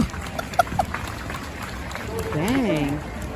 まあしかしながら非常に邪悪なものが実際にあるか、この一言で陰謀論というふうに言われますが、実は陰謀。I know you guys can't read the subtitles like that, so I'll try to stop and read them as we go along. But he's talking about a conspiracy that's been a part of genetics and culture since the age of exploration. そのものが実は大航海時代からずっと遺伝子として文化として続いているんだ、まあ、そういうことに気がつきました。まあ、そういう意味での今日の私のメッセージとしてはもう What are they talking about? Vaccinations. まあ体内で病原体をタンパクを作らせるワクチンと偽装されているの。例えば次はインフルエンザが来ます。そしてまあサル痘とかね、いろんなもので今はしかで煽られています。すべてメッセンジャータイプでやるというのが、まあ、米国のグローバル製薬企業の基本戦略になっています。それで皆さん方、仲間やの知り合いに。So he's pretty much calling America out for using different vehicles such as food, genetics, the vaccines to, I don't want to say cull because that's a strong word, but that's pretty much what they're doing. And they're using the WHO and other governmental bodies to push forth an agenda that they're saying is a conspiracy theory when in fact it is a real thing. Agenda 2030 is real. You will own nothing and be happy is real. Klaus Schwab and his attempt to control the masses is real. And they're using these international entities to do so. Remember when I told you we were still doing Truth Will Set You Free and we were talking about the jabs. And I was kind of over talking about it because in Japan, there were 2 people who had an adverse event and they stopped giving it altogether. They didn't continue this thing. Right. They didn't continue. So it's nice to see Japan come out and speak out against exactly what they were doing. It was really awesome to see that video. If anybody wants to see it, it's on Twitter. You can go to @PeterSweden to look at some more updates on this protest that's occurring here. Dude, I don't know about anybody else, but my mouth started watering when that guy was talking because all of a sudden I was like craving sushi and like what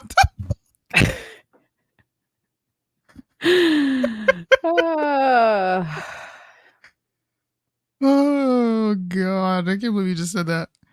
I'll show you guys this last part.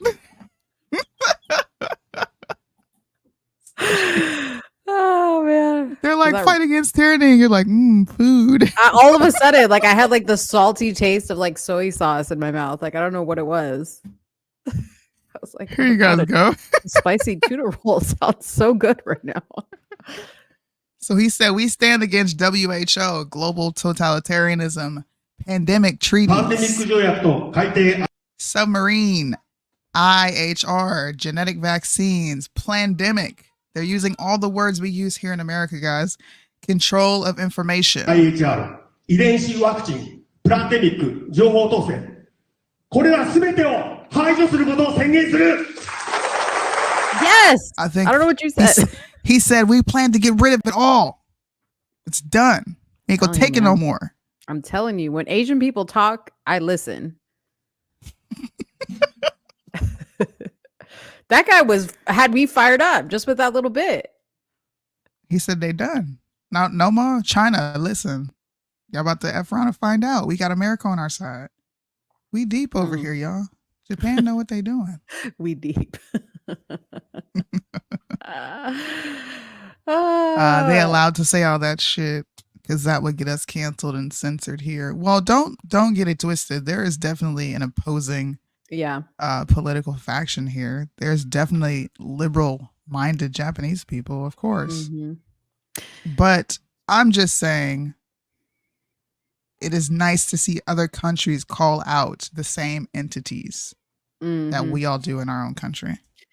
I will say this also, and if you've never been to another country, you may not understand what I'm saying, but we are so spoiled in the US that we will skirt around things to not lose what we have, right? Because we don't want to go without. Like, we want to be like, yeah, 1876 and like all this other stuff, but up until it starts to infringe on our personal comforts, right? But in other countries, they don't have it as good as we do. So they don't have as much to lose as we do, right? Like, they're already used to this. Okay. Now, to a certain extent, like, certain countries, they would never dare speak out against their government. So when you do see that, you know that it's gotten really bad. Oh, yeah, man. Yeah. You know that it's gotten really bad. So, yeah. We are.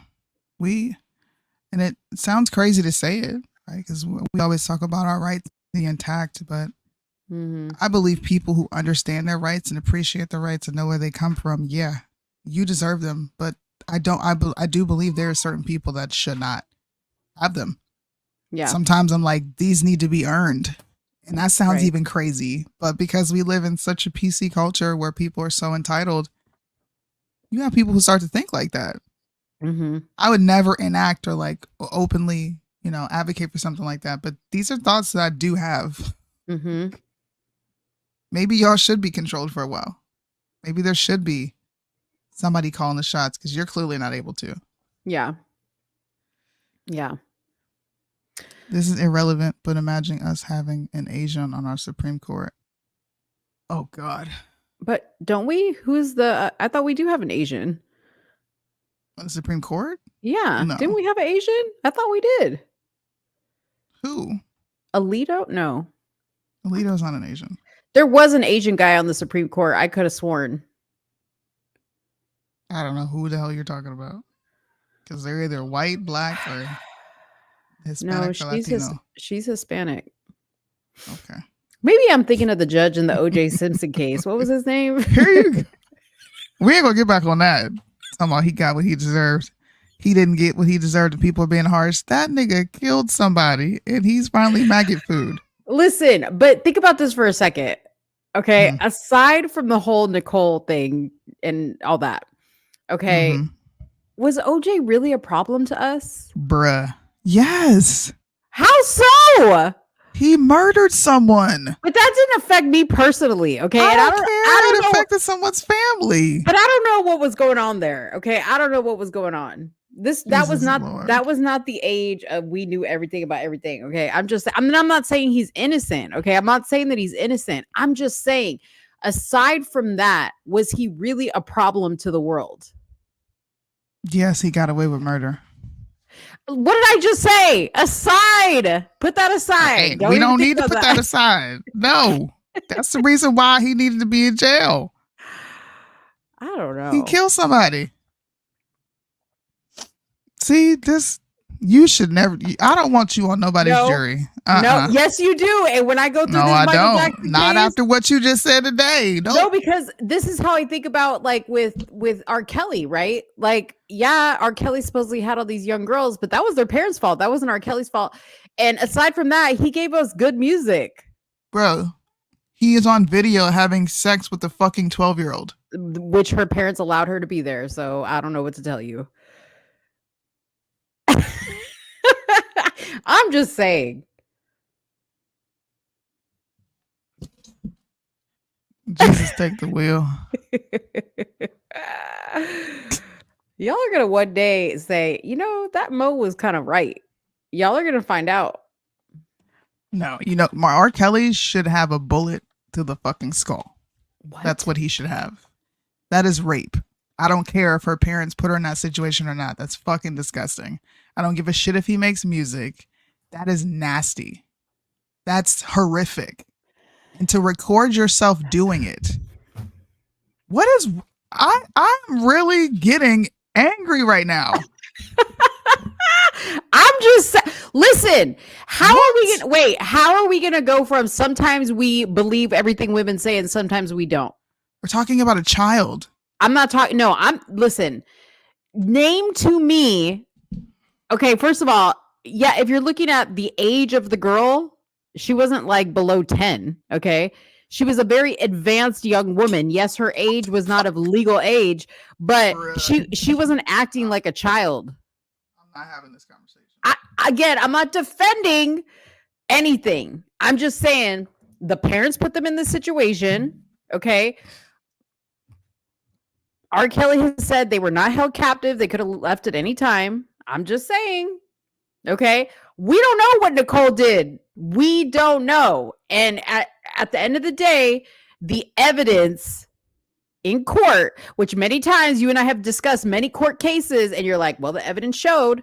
Okay, well, the evidence showed in that situation, there was not enough evidence to support that he killed that girl. Oh, well, Kris Jenner. Oh, now we're going to believe Kris Jenner? She's tied up in this Diddy shit now. Okay? Kris Jenner sold a sex tape of her daughters. So what? They're grown, remember? Who cares? I'm just saying. R. Kelly is a disgusting piece of shit. Period. I don't know why anybody's shocked. We talk about child trafficking all the time, and we see it on blast with celebrities. And just because we like their music, we're defaulting to, why not hold Sparkle and all the parents accountable? Are you kidding me? This is not real. Don't ever talk about child trafficking or molestation to me ever again. Because you know what I'm going to do? I'm going to hit rewind and bring up that people want to give R. Kelly an excuse because of the music he makes. He deserves a bullet to the head. You have sex with a child. You are a depraved individual that you don't deserve to live. Okay. That's nasty. Name to me somebody that the world cared about involved in child trafficking that was not a celebrity. Name them. I'll wait. What does that have to do with anything? What has to do with it is that why are all the people that we're mad about for child trafficking are all celebrities? We should be mad at the people that are opening up with that. I can talk about the people that open up the border for the kids to come through. Those people should be held responsible for child trafficking. If your ass is a slut and a whore and you go to an R. Kelly event in hopes of getting your record deal kicked off, and you do whatever you got to do and your parents okay it, I'm sorry. That's not child trafficking. You're a slut and you're a whore and your parents have bad character and they sold you to the man to get whatever you could get out of it. Okay? Same thing with the women who took the blue pill and swallowed it with alcohol from Bill Cosby. Those were grown-ass women. They made a decision. That doesn't make him all the way to blame 100%. I'm just saying, okay? We don't know what happened between OJ and Nicole. Now, I'm not saying any of it justifies anybody getting killed, but I haven't seen the evidence that he killed her. Yeah, it looks real close that he killed her. But aside from that, what problem was OJ to us? We just took the word of all her female friends that they had problems, and then that was enough motive for him to quote unquote kill. I'm just saying. I'm just looking at it like we look at everything else.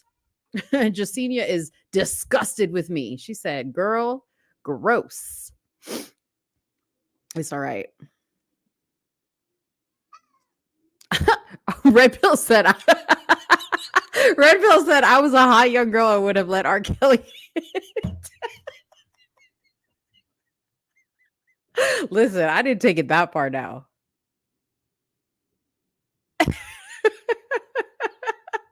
I'm just saying, I'm keeping it real.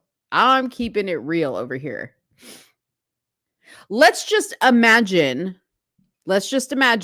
OJ is Steven Crowder and Nicole Simpson is Steven Crowder's wife. And we saw all that happen on a Ring camera. I don't give a shit. He shouldn't have killed her. And his wife ends up dead.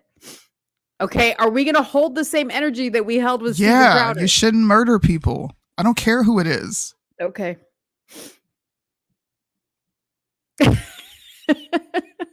Men, the red pill has done a number. We're either extreme on one end or we're extreme on the other. OJ wrote a book called Confessions of a Killer and put "if" in gray letters inside of an I and then put straight up, "I did it." Listen, bro. Orenthal is maggot food. Just like Nicole is. What did it say on the back of the book that it said it was about? Because I didn't read that book. He wrote the story as if he did it. Hold on. You can read it. OJ. Who is that? If I did it. Hold on, y'all. We're going to get clarification. Okay. This is a book by O.J. Simpson and Pablo Fenjevas, in which Simpson puts forth a hypothetical description of the murders of Nicole Brown Simpson and Ron Goldman. According to Fenjevas, the book is based on an extensive discussion with Simpson, while Simpson's former manager Norman Pardo claimed that Simpson was not involved in writing the book, but rather accepted $600,000 to say he had written it and to conduct an interview. Simpson was acquitted of the murders. Okay, blah, blah, blah. The book was originally due to be published by Reagan Books, an imprint of HarperCollins, which was headed, God, this is just too much information. Just tell me what it's about. O.J. Simpson, If I Did It, here's how it happened. However, following objections to the special by several Fox News stations, the special was also canceled. Can we just get to what the hell? The first part of If I Did It contains a detailed description of Simpson's early relationship and marriage with Nicole Brown Simpson. The latter part of the manuscript describes details of the events on June 12th and about the murders as they could have occurred if Simpson had committed them. Simpson's attorney said that there is only one chapter that deals with their deaths, and that chapter, in my understanding, has a disclaimer that it's complete fiction. In Simpson's hypothetical scenario, he has an unwilling accomplice named Charlie who urges him to not engage with Nicole, whom Simpson plans to scare the shit out of. Simpson ignores Charlie's advice and continues to Nicole's condo, where he finds and confronts Ron Goldman. According to the book, Nicole falls and hits her head on the concrete, and Goldman crouches in a karate pose. In a karate pose as the confrontation escalates. Then something went horribly wrong, and I know what happened, but I can't tell you, he writes.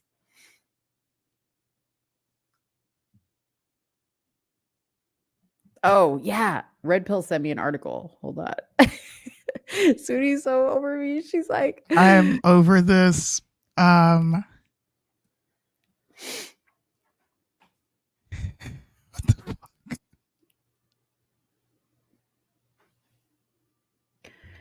Hold on. Let me look at what Red Pill sent me. O.J. Simpson's kids now. His son was accused of being the real killer behind Nicole Brown's murder. Hold on.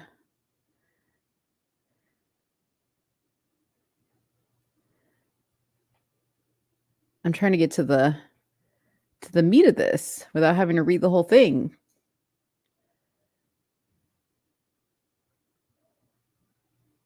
Jason Simpson is O.J. Simpson's second child and first son with his first wife, Marguerite. He was born April 21st, 1970. Oh, okay, so it's not the little one. He has been working as a chef for 2 years at a restaurant, while Jason has kept a low profile since Simpson's murder trial. OJ is innocent, and I can prove it. The shocking truth about the murders of Nicole Brown Simpson and Ron Goldman. This alleges that Jason was the real killer behind Nicole Brown Simpson and Ron Goldman's death. Everything we have in the book is documented. It is not theory or hypothesis. In the book, Deere claims that the knife used in the murder, as well as photos and other evidence from the scene, suggests that Jason was the true killer. When I tell you that we have the weapon, we found the weapon in Jason's storage facility that he failed to make payments on. We know he carried it. His initials were carved in the leather sheath. Deere said, he continued, we have emails from his former roommates that were in college with him. We have our suspect's diaries. We have his forged time card, and we have the vehicle he was driving on the night of the murders. As for the motive, Deere claimed that Jason suffered from intermittent rage disorder, which led to Goldman and Brown's death. Or Goldman. Our suspect at the time was 5'11", 235. He was 24 years old, and he was on probation for assaulting his previous employer with a knife. In addition to that, he had 3 attempted suicides. On the day of the murders, Deere reported that Simpson and Brown attended a dance recital for their daughter.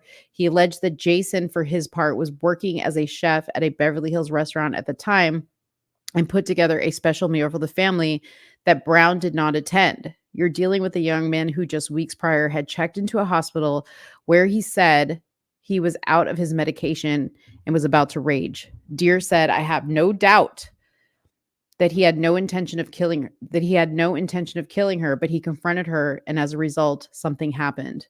Deere claimed that Jason had an obsession with knives.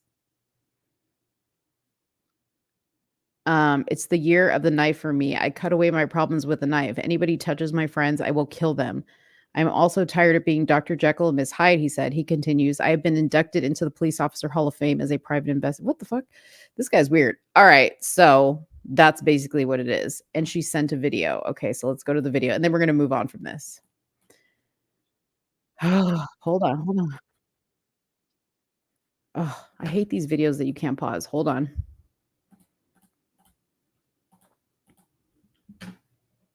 Okay, here we go.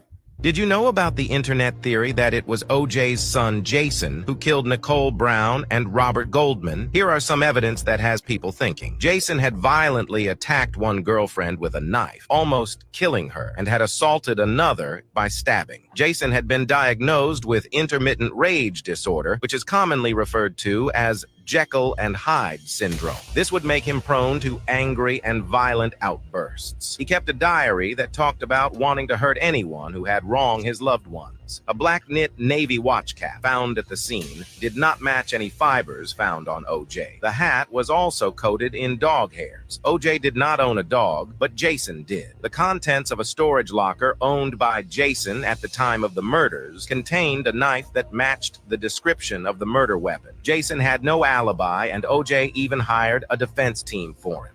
Did he do it? Was OJ really innocent? Comment what you think. I watched the OJ trial, and I believe there was a dog on the property. It was Cato's dog, so I don't know about that. But I'm also very skeptical of videos that are put together like this, and they come from TikTok because they're made very like to pull you in and make you think that they're telling the truth. Now, what's stated in the article, however, is interesting, right? Can you show me some of the stuff that you're claiming you have? I don't know. That's the big question. Did I make Soonie leave? She was like, I'm over this.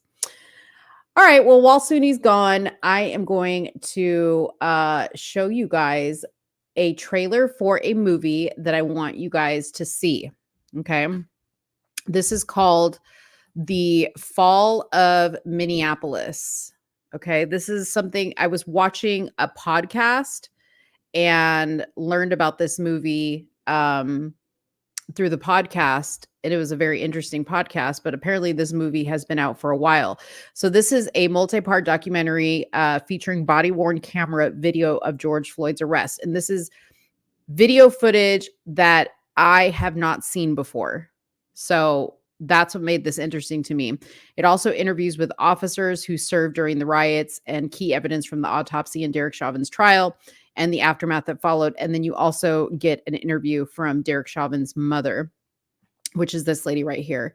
I'll play the trailer so you guys can hear it.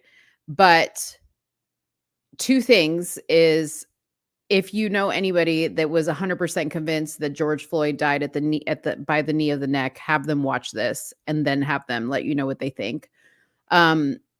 Second of all, if you didn't watch the trial, I watched the trial. So a lot of like the evidence that they show here and the autopsy stuff was not a surprise to me because that was all shown in the trial.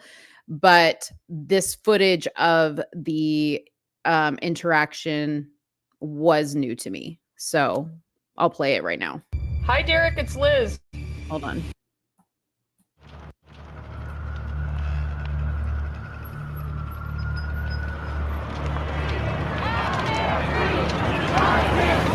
The murder of George Floyd. Murder and manslaughter. Murder of George Floyd. Peaceful protest overnight in the Twin Cities. They've been very peaceful. The crowd continues to be peaceful. 8:46, 8 minutes and 46 seconds. 9 minutes and 29 seconds. Actually, 8 minutes and 46 seconds. By the way, that particular technique is not authorized by the MPD. Is this a trained Minneapolis Police Department technique? It is not. When I heard that, I really wanted to get up off my chair and yell, bullshit. from what I've seen of the videotape, the photograph, and the police training manual, they look pretty identical. Were you trained in MRT, the maximal restraint technique? Yes. Yes. Yes. Yes, all the police officers were trained in the MRT. George Floyd says, I got shot last time. I got shot the same way as I was before. Did you shoot him? No, I didn't shoot him. No. You helped to train Officer Alex King. What did you think of him? I probably trained a few thousand people. He was probably one of the top 2. Give me a minute. This call is from a federal prison. Hi, Derek. It's Liz.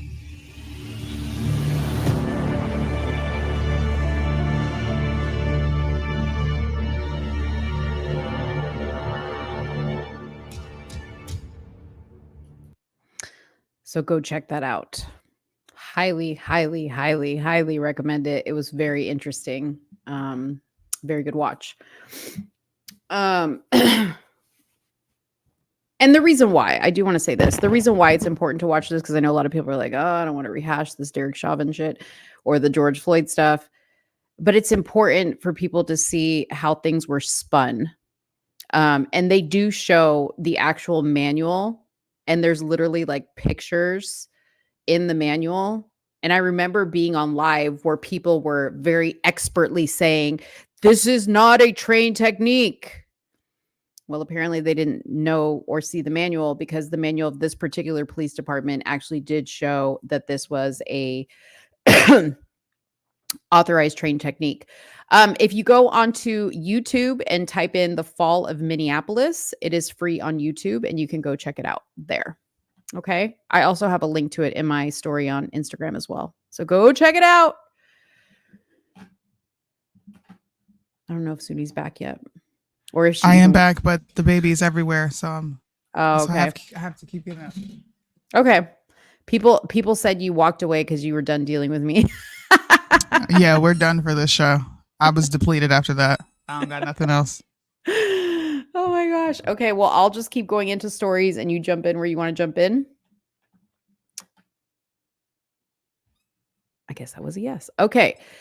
So let's talk about the Francis Scott Key Bridge. Okay.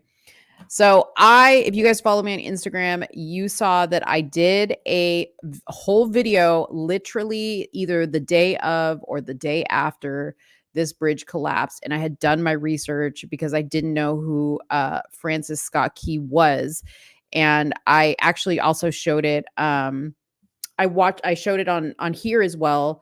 All the research that I had done to show that, Francis Scott Key was a slave owner. And during the George Floyd stuff, coincidentally enough, they toppled almost all of the monuments that had been erected in this guy's honor at some point in time because he was a slave owner.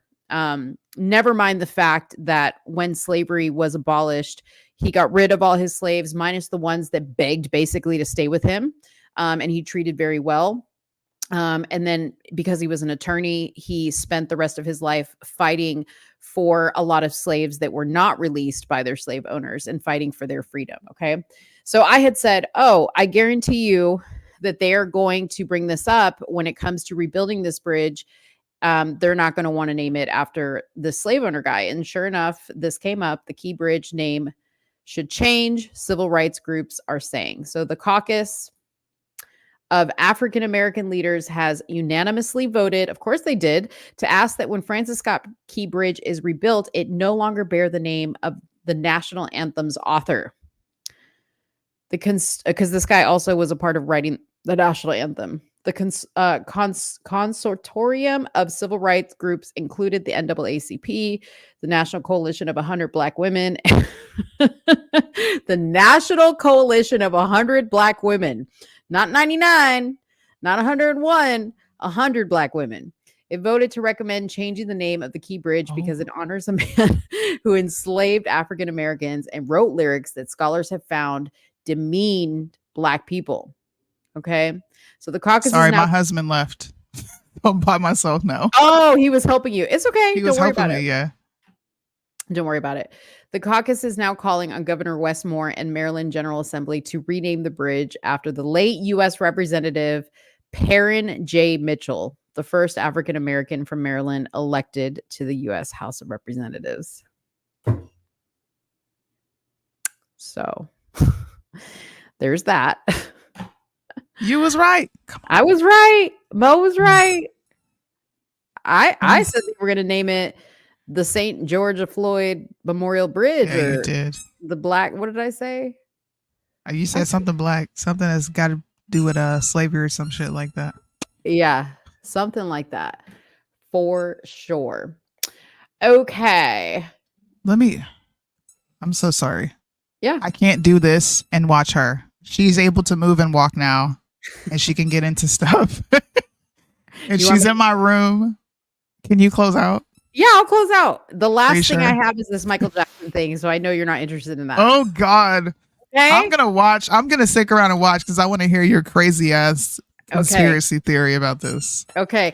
And mind you, we're really gonna go in, I think, if the girls, and Heather's in the comments right now, but if Heather and Angela, the girls that I'm starting a new crime conspiracy podcast with eventually, if they really want to do their research on this and want to join me. Heather loves Michael Jackson. She actually saw Michael Jackson in person. She's got a great story. Oh my gosh. Yeah, but crazy. I'll give you guys a taste of what that podcast is going to look like. Okay, go ahead with the baby. Okay, last story before the Michael Jackson story is Brittney Griner and her wife Sherelle. They're expecting their first child together. Okay. So it says, the announcement with the baby pictures, it says, "Can't believe we're less than 3 months away from meeting our favorite human being," Griner posted on Instagram. Okay, so she's expecting her first child with her wife, Sherelle. The couple announced on Instagram over the weekend with a set of ultrasound photos. According to the post, the baby is due in July. So I think the baby is probably coming via surrogate because I saw Sherelle. She don't look pregnant. Griner is one of the WNBA's biggest stars, blah, blah, blah, blah, blah. Monique saw her at her first WNBA game. Okay. She is also a household name for her time spent in a Russian jail. Does it say how she... No. Okay. So basically 2 lesbians are having a baby. That's all you need to know. Okay. Let's get to Michael Jackson. Okay. So if you're just now joining the show, hold on one second. Heather said, yes, she met him in Vegas. I know. I love the story. Okay. I would have cried. I feel sorry for that baby. Marlandon says he needs a man and a woman in his life, not a woman in a damn shim. Yeah. But I mean, thank God Brittney looks hella manly. Okay. Brittney looks hella manly. I will say that. Okay. So as I stated at the beginning of the show, if you weren't watching, I'll recap this for you. Okay. Because of the Diddy lawsuit and because of Candace Owens mentioning a man named Fahim Mohammed, who was listed in the Diddy documents. Okay. I started to research Fahim Mohammed, and as Candace mentioned in her video, Fahim Mohammed was Michael Jackson's head of security. And it was really that whole situation, that last kind of one of the last Daily Wire episodes that Candace did, where she mentioned Diddy, Kanye, Michael Jackson, and tied it into Rabbi Shmuley, okay, who was also tied to Michael Jackson. He was very, very close with Michael Jackson, okay?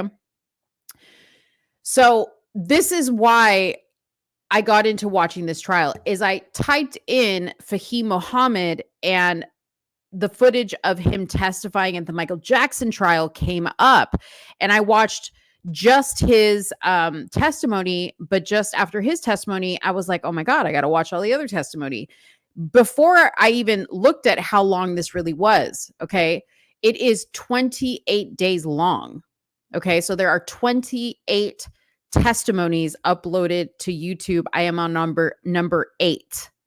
Okay. Now, sometimes some days have more than one person testifying, but I've only been on 8 days. I have not skipped one testimony. I have listened to every single minute of this trial, and y'all, I have a lot of thoughts. Okay.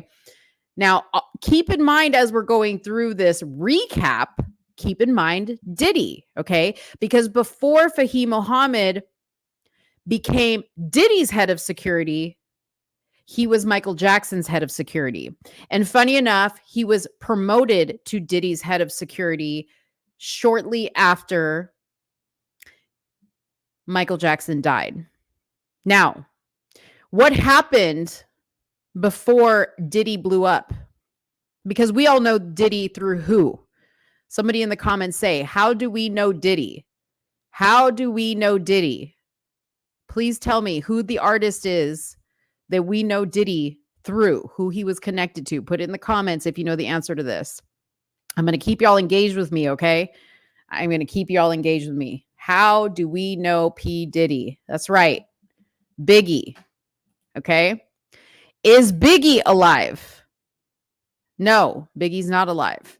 Well, funny enough, guess who's listed as a potential person of interest in Biggie's death? Fahim Mohammed. Okay, so y'all can understand why I am very much so intrigued at this point.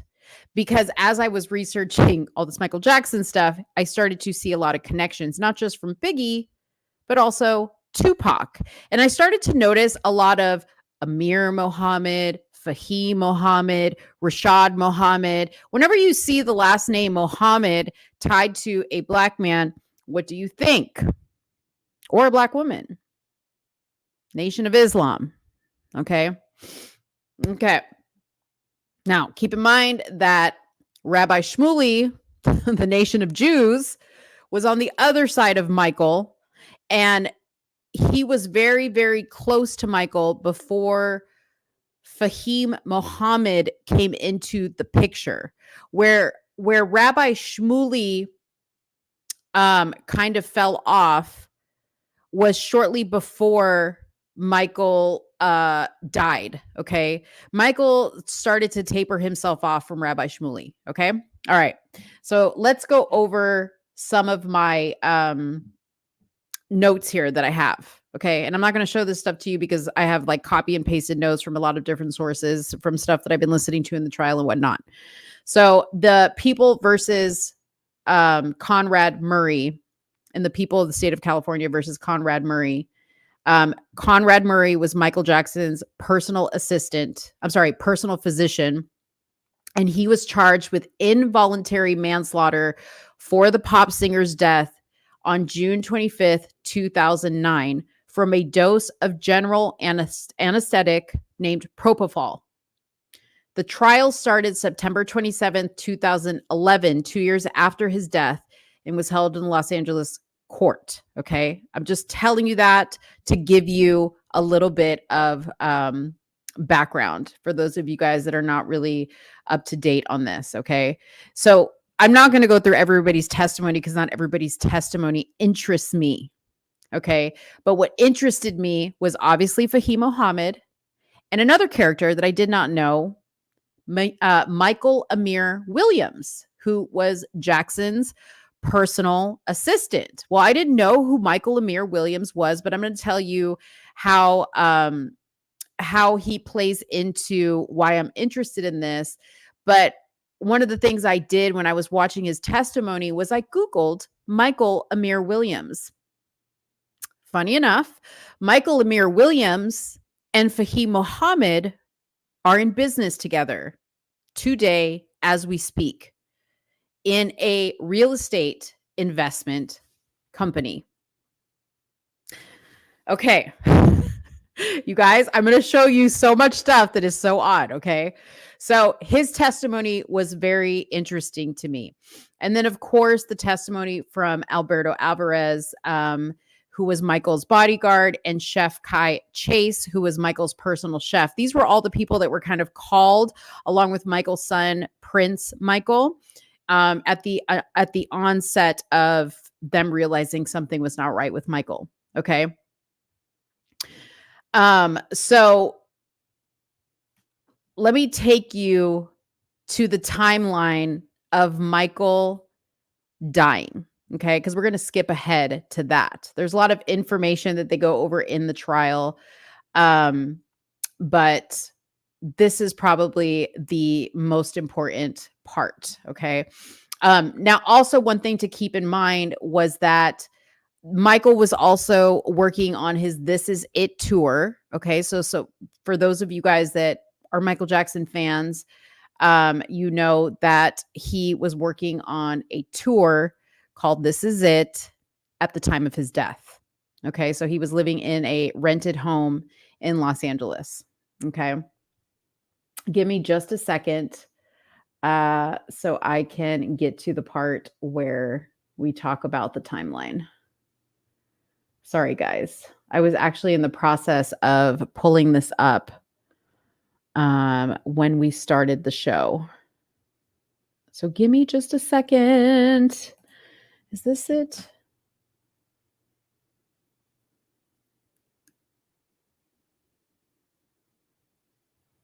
Did I send it to my, hold on. Sorry, guys.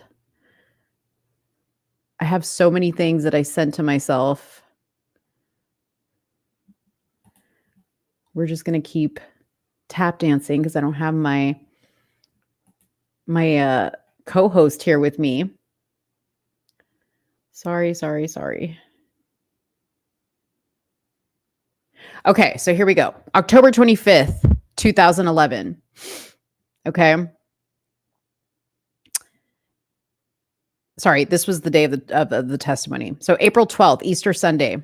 This is what is this what the nurse practitioner? Hold on. Sunday morning, Jackson's bodywork colleague to say Jackson wanted to see her. Hold on, guys. I'm so unprepared right now. Give me just a second. I'm looking for Amir's testimony.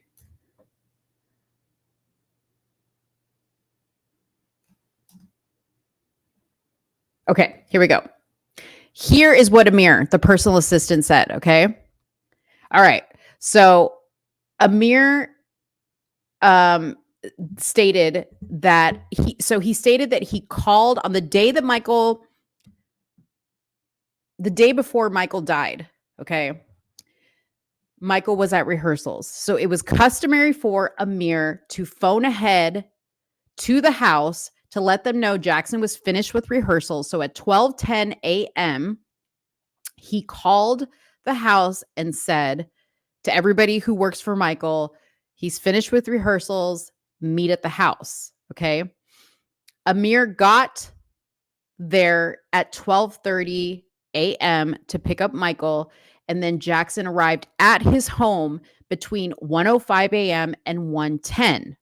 At which point, Michael Jackson got in the shower, and it was customary that Dr. Murray put this cream that Michael used for his vitiligo on his body. So Dr. Murray would help him put this cream on his body. Now, side note, and this is not really important to all the, stuff, but it is kind of important. Okay. Dr. Murray, it was interesting how Dr. Murray came into Michael's life, but from what I gathered from the testimony so far is Dr. Murray was able to acquire a large amount of this cream that Michael wanted for his vitiligo, which was basically a skin lightening cream. Okay.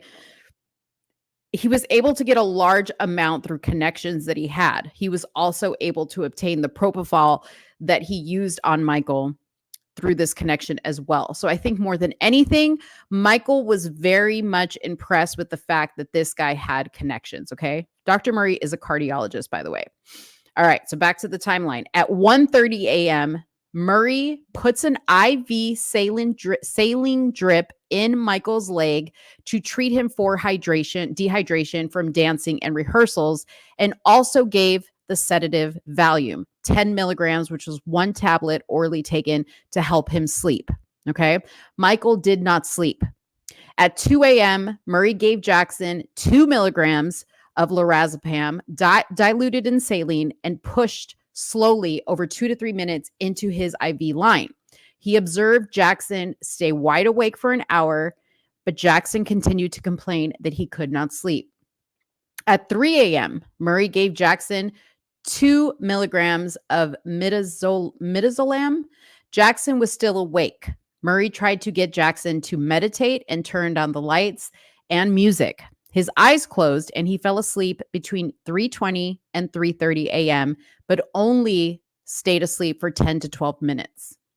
At 4:30 a.m., Jackson was still awake and complaining, "I need to sleep. I must be ready for concerts.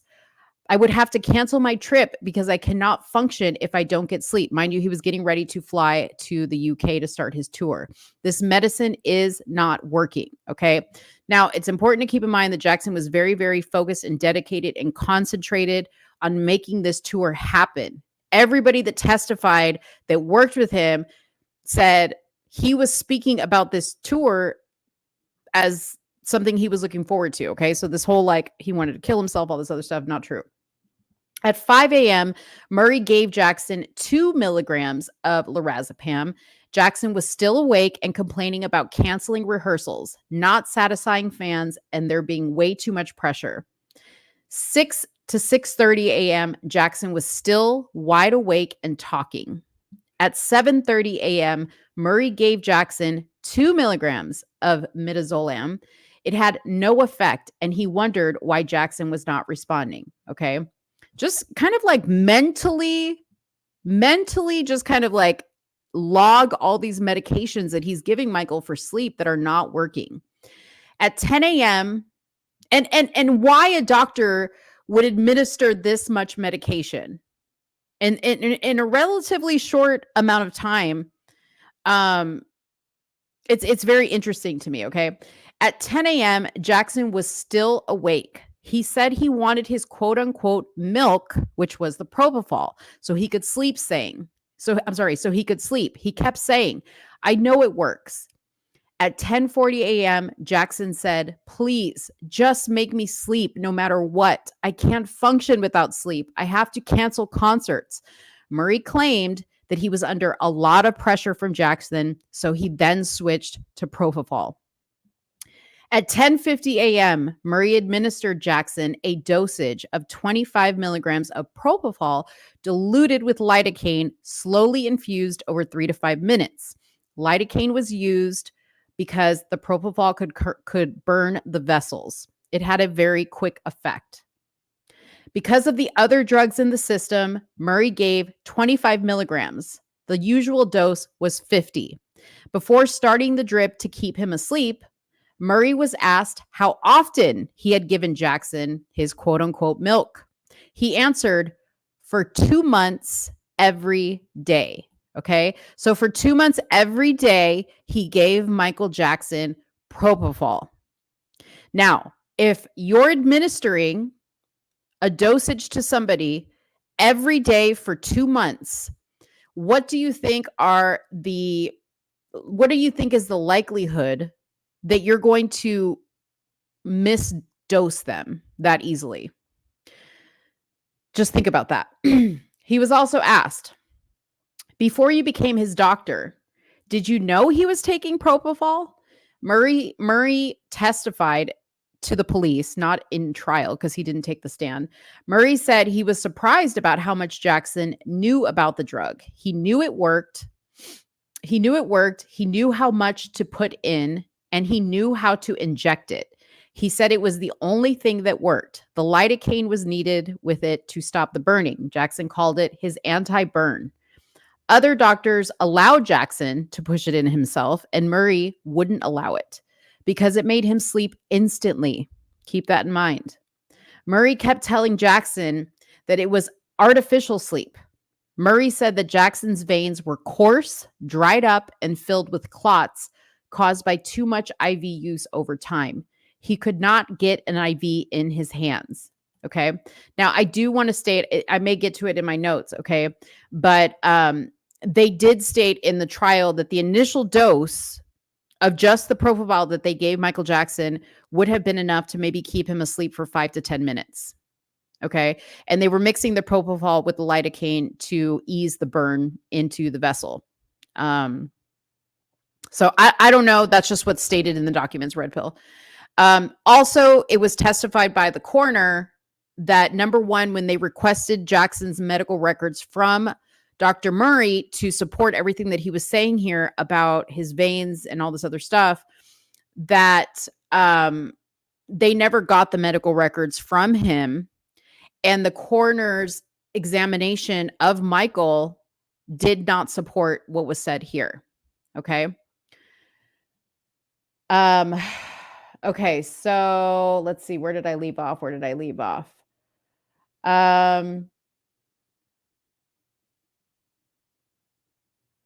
Okay. At 11 a.m., Jackson was asleep, but not snoring. Usually he would be in a deep sleep and snoring, so Murray thought Jackson would wake up again. Murray watched Jackson, monitored his oxygen saturation, which was 90, and his heart rate was 70. At 11:18 a.m., this is already the next day, Murray felt comfortable with how Jackson's vitals were looking, so he got up to go to the bathroom, and he took some of Jackson's urine with him. Okay, the reason why is because Michael Jackson had a catheter in, and he had a urine bag, and so my assumption was that he was taking the urine to dump it. Murray said he was gone for 2 minutes. When Murray returned, Jackson was not breathing and his heart rate was 122. Okay, so even though Murray said he was gone for 2 minutes, the cell phone record showed that he was actually talking to his girlfriend for 10 minutes during this time period. And he gave misleading statements that he was in the bathroom for 10 minutes because he was emptying the urine and he was talking on the phone. Okay, so when Murray returned, Jackson was not breathing and his heart rate was 122. He felt a pulse in Jackson's femoral artery. His body was warm and had not changed color. Murray started CPR and mouth-to-mouth resuscitation. Mind you, he was doing this on the bed. Jackson's chest was rising and falling upon ventilation. Murray looked at the telephone. This is where it gets interesting. This is what he states happened. He looked at the telephone and then remembered none of them in the house worked. He could not move Jackson off the bed to do CPR, so he placed his left hand under Jackson's body to continue chest compression. So he was doing this, okay? Murray said he did not call 911 because he did not know Jackson's zip code. Who he called by yelling was Amir, the personal assistant, to tell security to come up. Security being Fahim Mohammed. Now, I'm going to pause right here because Fahim Mohammed, in his testimony, when they asked him where he was at the morning of all this happening, he stated that he left the residence to go run a bank errand. He went to go run an errand at the bank. Okay. So when Amir was told by Dr. Murray to get security to come up, he got on the radio and the Alvarez, one of the security guys, did come up, but Fahim Mohammed was nowhere to be found. And Amir called him on the phone and he said, "Hey, something's wrong with Michael. Where are you?" And he said, "Oh, I left to go to the bank." Okay. Now there's nobody that has testified that I have heard yet to what Fahim Mohammed's whereabouts were in that time period where Dr. Murray administered the first dose of propofol and monitored Michael and then decided everything was all good and he went to the bathroom. I'm going to tell you what my theory is in just a second. Okay. So Amir was told to get security to come up. There was no pulse now. So he lifted his legs to try to get the blood flowing to his heart. He then infused 0.2 milligrams of flumazenil into the IV to try to counteract the razapam. He went to the landing to meet Alvarez, the security guard. Alvarez came in and Murray told him to call 911 and to help move Jackson onto the floor, which he did. Okay. Murray was still, so another weird thing about this is in the testimony, when the paramedics testified about what they saw when they came in, they testified at the point when they came into the bedroom where Michael was that they saw Alvarez and Murray lifting Jackson from the bed to move him from the floor. So there's a huge time inconsistency there, because Dr. Murray says that they quickly moved Michael to the floor, but the paramedics testified that when they came in, they witnessed them moving Michael to the floor at that time. Okay. So Murray was still giving CPR and mouth to mouth when the paramedics arrived and intubated him. They saw pulseless electrical activity, PEA. They could see a heartbeat, but there was no contraction of the heart muscle. So it's my understanding from the testimony, and Red Pill can correct me, but basically when they're giving you CPR and chest compressions, they're going to see heart activity on the monitor, but there is no actual electrical activity unless they stop doing chest compressions to see if it's actually working and the heart is pumping on their own. I'm telling you right now. What's up, Pete? I'm telling you right now, you guys, I'm slowly becoming a medical professional. Red Pill, yes. They did push epinephrine in. The paramedics did, but Dr. Murray did not. Okay. So they could see a heartbeat, but there was no contraction of the heart muscle, and administered atropine and epinephrine and sodium bicarbonate. Okay. So there's the answer to your question. That was the paramedics that did that. After 20 minutes, he's still laying there on the ground. The paramedics, while in contact with UCLA, wanted to call the time of death. However, Dr. Murray got them to transfer care to him right there on the spot. Murray said, "I don't want to give up. I love Michael. He was my friend. I want to help him. He's a single parent. I'm thinking about the children. I'm thinking about my own children." And I'm going to tell you about Dr. Murray and his children. CPR continued all the way down the stairs of the residence into the ambulance. Once in the trauma bay, medical personnel tried for an hour on dead Michael Jackson's body, basically. The emergency medical staff would have given up without me, said Dr. Murray. So they were ready to call the time of death, but Dr. Murray kept insisting that they keep trying to resuscitate him. They pronounced Michael dead eventually.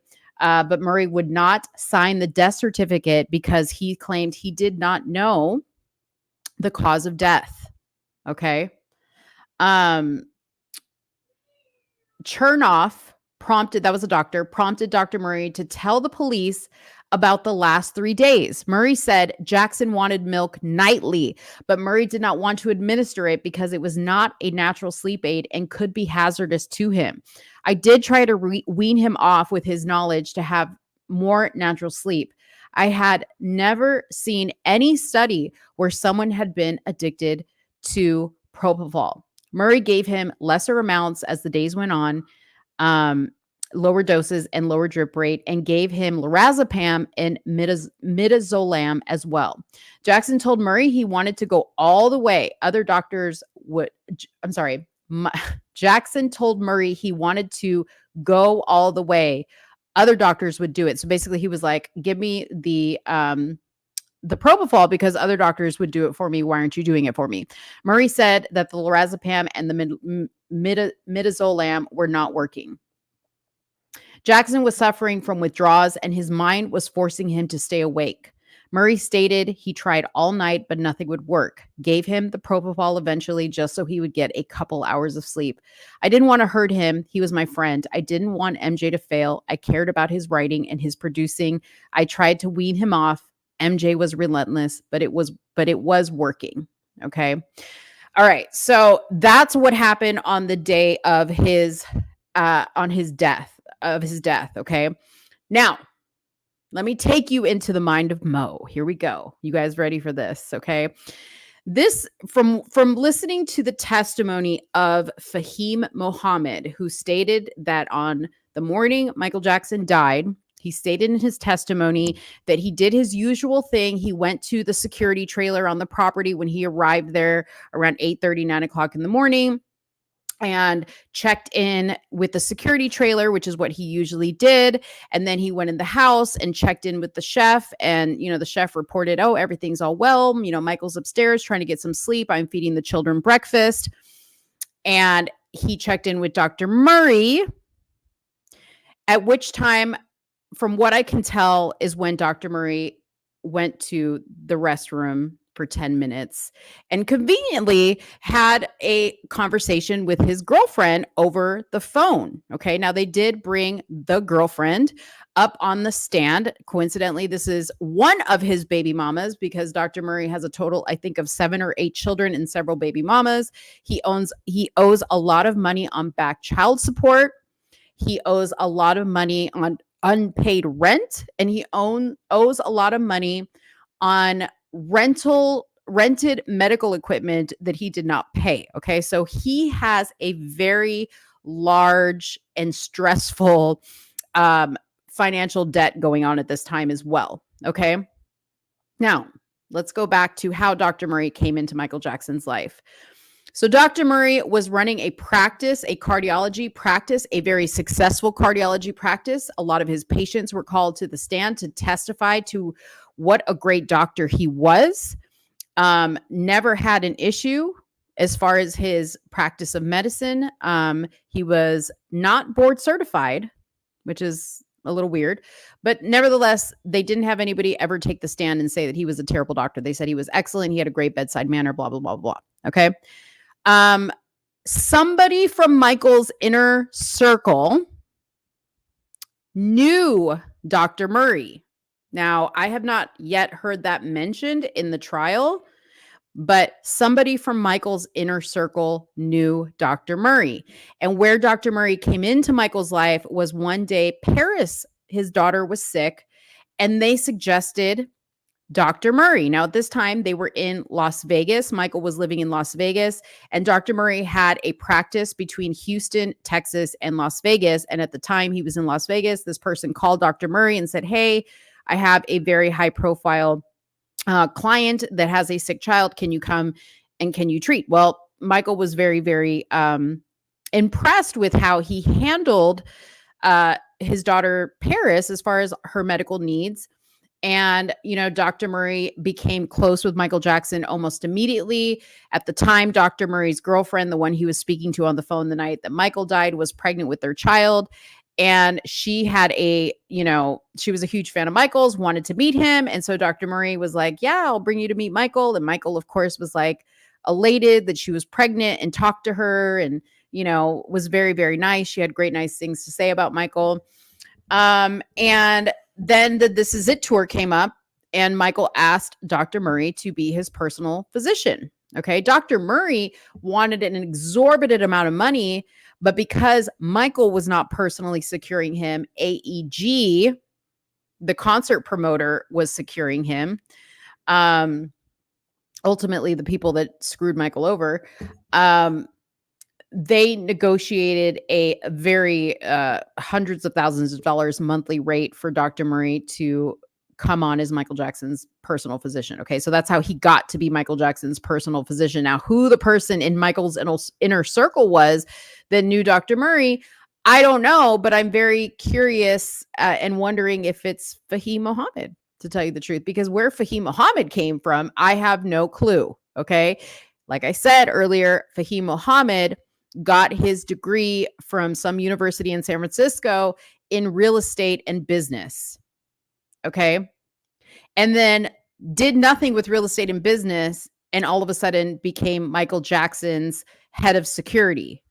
Now, he did open up his own private security firm, but never had any clients other than Michael Jackson. So my question is, who funded this security firm for a guy straight out of college to build this security firm without a single client, and his first one is Michael Jackson? Makes no sense to me whatsoever. Okay. So let's get back to my mind of Mo and how I think this all happened. Okay.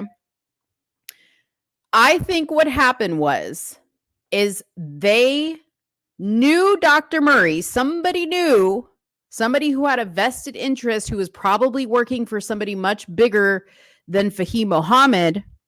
Okay, I think Fahim Mohammed probably works for somebody. He knew that Dr. Murray was in a very bad financial position. Okay, he is somebody that could be easily motivated by money. So they brought him on, making him think that, oh my gosh, Michael Jackson wants you to be his personal assistant, inflated his ego a little bit. And then probably as time went on, explained to him, look, Michael's a little bit of a problem for us. And I know that you probably could use some extra cash. So here's what's going to happen. You're going to do your nightly dose of propofol like you normally do. And then you're going to go to the bathroom and you're going to dispose of the most very important urine that could have been used to test Michael Jackson's system. Because mind you, Michael Jackson had been laying dead for so long, his body or his catheter did not have any urine in the urine bag. Okay, because Dr. Murray got rid of the urine. Why did he get rid of the urine conveniently? I don't know. But they told him, you go to the bathroom, take the urine with you and dispose of it. And then you stay in there. At which time I think Fahim Mohammed came in and gave Michael the lethal dose of propofol. It was testified by a doctor that the amount of propofol that was pushed into Michael's IV bag was done so very sloppily, okay? And the thought was, did Michael administer, when Dr. Murray stepped away, Michael was like, F this, I need more sleep, and I'm going to give myself my own dose, right? Because what did Dr. Murray say? Michael loved to give himself the propofol. Other doctors allowed him to do it. He was very knowledgeable about it. Okay, so why would he overdose himself? Well, one would say maybe because he had all these other drugs in his system.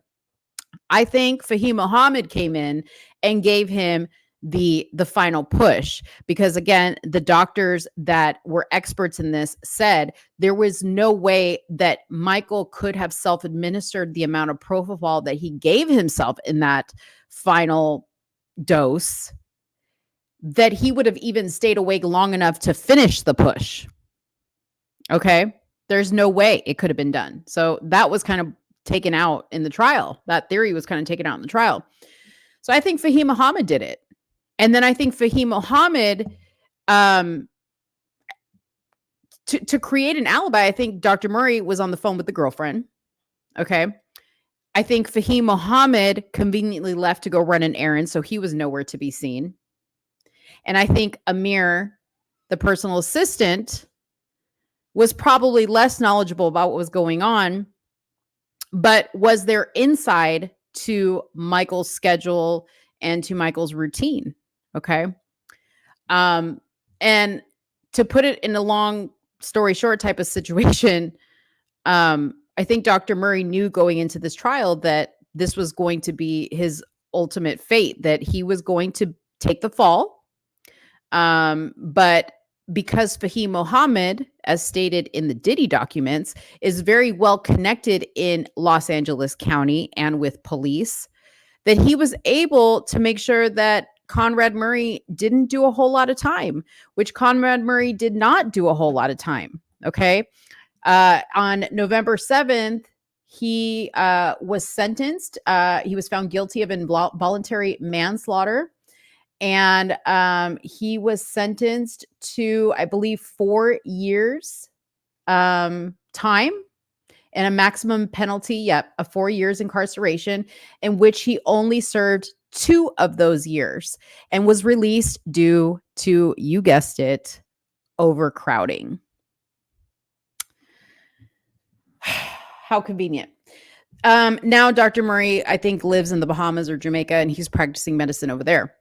But yeah, I mean, I think that that's what happened. I think that, as stated in the Diddy documents, Fahim Mohammed is a very well-connected person. I think that he's well-connected because he works for some very powerful people. It could possibly be my people, the Jews. I don't know. Isn't that what Kanye was saying?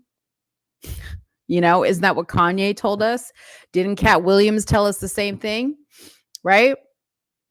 Aren't those the people they don't want us to talk about? I'm just saying, I mean, they're my people and I hate to talk bad about them. The 1% Jewish that I am, I hate to talk bad about them, but I'm just saying one has to ask why, just like Candace did, why is this Fahim Mohammed guy constantly at the scene of some very important situations involving some very high profile celebrities? Michael Jackson, P. Diddy. Before that, Biggie. I think he is even somehow suspected to be involved in the Tupac. Okay, I haven't yet read those lawsuits, but I'm going to dive into that next. Okay.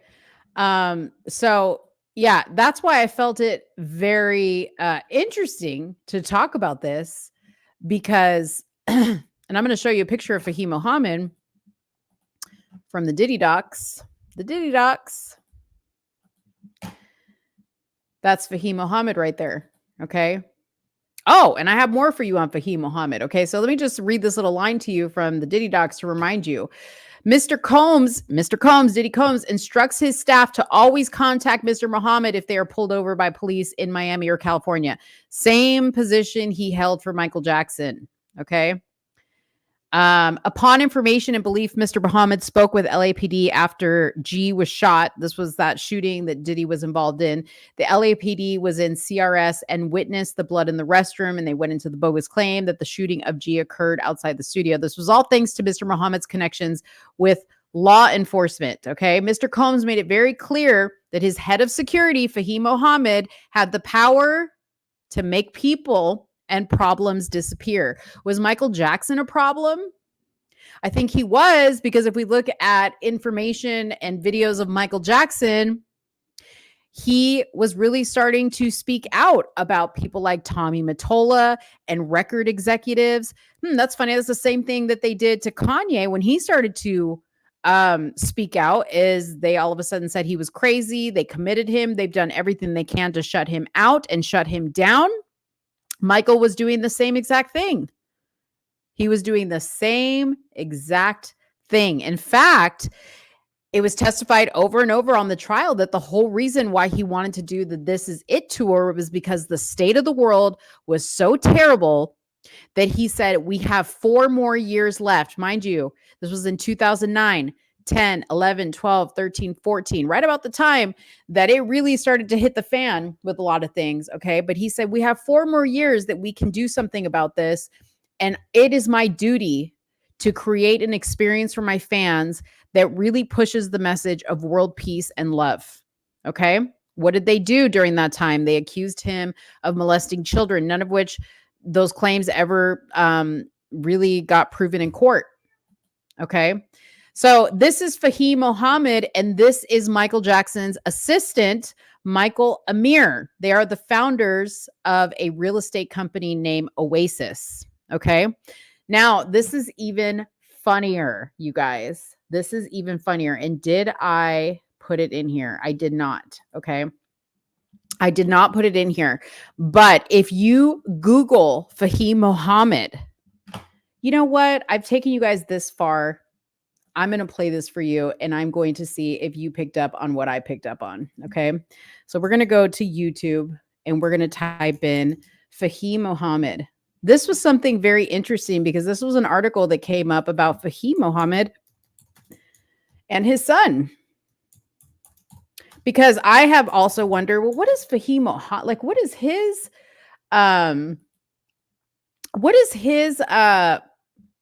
motivation to work and cover for all these people that he covers for? Like, why is he so motivated? What is the end goal of these people? Well, I kept seeing his name mentioned in an article that said this: father buys 13-year-old son 40 acres of land for his birthday. Let's go ahead and watch this video. 40 acres of land in San Diego County. That's what one dad gave his son for his 13th birthday. He posted about it on social media, and their story went viral. Rapper Sean Combs even posted about it.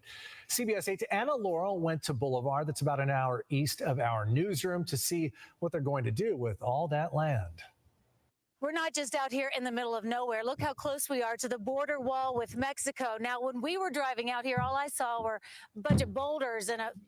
Okay, so I'm going to pause right here. He bought 40 acres of land up against the border wall of Mexico in San Diego. What were me and Soonie talking about earlier? Trafficking, child trafficking. What is Diddy accused of? Trafficking. Anybody? few trees, but when Fahim Muhammad came out here, all he saw was potential. That he did. I think Fahim Mohammed, and I'll let you guys watch the rest of this, but I believe Fahim Mohammed saw a gold mine here. He has property up against the wall of Mexico. He has easy access to miners. Didn't they mention something about a tunnel that ran under Diddy's house that they found? And we don't even know where that tunnel leads to. But I'm just wondering, did it lead to this property? We see clear space that we uninterruptedly we can enjoy nature. You know what I mean? Especially growing up in the city, a congested city like LA. When we're out here, I mean, it's totally different. Fahim Muhammad bought 198 acres out here in Boulevard to get away. It's real quiet. I mean, he's right up against this border. There's the border wall. There's Fahim's property. Border wall, Fahim's property. Yeah, this is not like Chicago, not like LA. He lives in Los Angeles and runs a real estate business that buys and rebuilds properties in the south side of Chicago. He says to create a better living situation for the Black community there. Based on what's happening with this renovation right now. His company, Oasis Investment Group, even teaches people home ownership. These are people that have had families on government assistance for years, and now they're actually enrolling in courses to learn how to buy their own homes. Fahim says his mom taught he and his siblings how important it is to own your own property and to help their community. So when his son Fahim recently turned 13, he gave him 40 acres. I thought it would be a great opportunity to teach him a life lesson about the value of land. And they're teaching other kids from LA these lessons too. So all them regular rocks you picked? They bring inner city kids out here to hike, ride ATVs, and build campfires. You can tell how much. Okay, so this was interesting to me too, because then I went to go look up what this was. He brings kids out, underprivileged kids out to this property that has nothing built on it to ride ATVs and build campfires. Well, that's through his foundation, the Dior Foundation. And what's interesting enough is they don't just work with underprivileged kids, they specifically work with kids that have autism. Some of the biggest or the largest group of kids that is targeted for things like the transgenderism and the trafficking are kids that are autistic. We talked about that before on the show. It's very, very concerning to me. And I went to this website, this Dior Foundation, very, very bare bones website, doesn't have a whole lot of information on it, but yet they're obviously holding events out here on this land that has nothing on it next to the border wall. Their family loves it when I ask them what it's like out here at night. Amazing. It was fun. You get full view of the stars. It's like Because like there's no city lights out here, so you get to no pollution, stuff like that. So you get to see like clear sky, you can see all the stars and stuff. It was fun. 13-year-old Fahim has some ideas for his property. You can build like ATVs like around like, the whole thing. It's like once you build a zip line from the mountain. And even though they're right beside the border wall, they've had no problems. Out here, these city kids enjoy their own private open space. You got fresh water, you got clear skies. At night, you can see all of the stars, the moon, the sun. Anyways, you guys get the gist of it. Heather, I have not fully looked into Oasis, but I have kind of perused the website. Hold on, guys. Soonie's calling me. Let's see what she got to say. Why is she calling me? Hold on.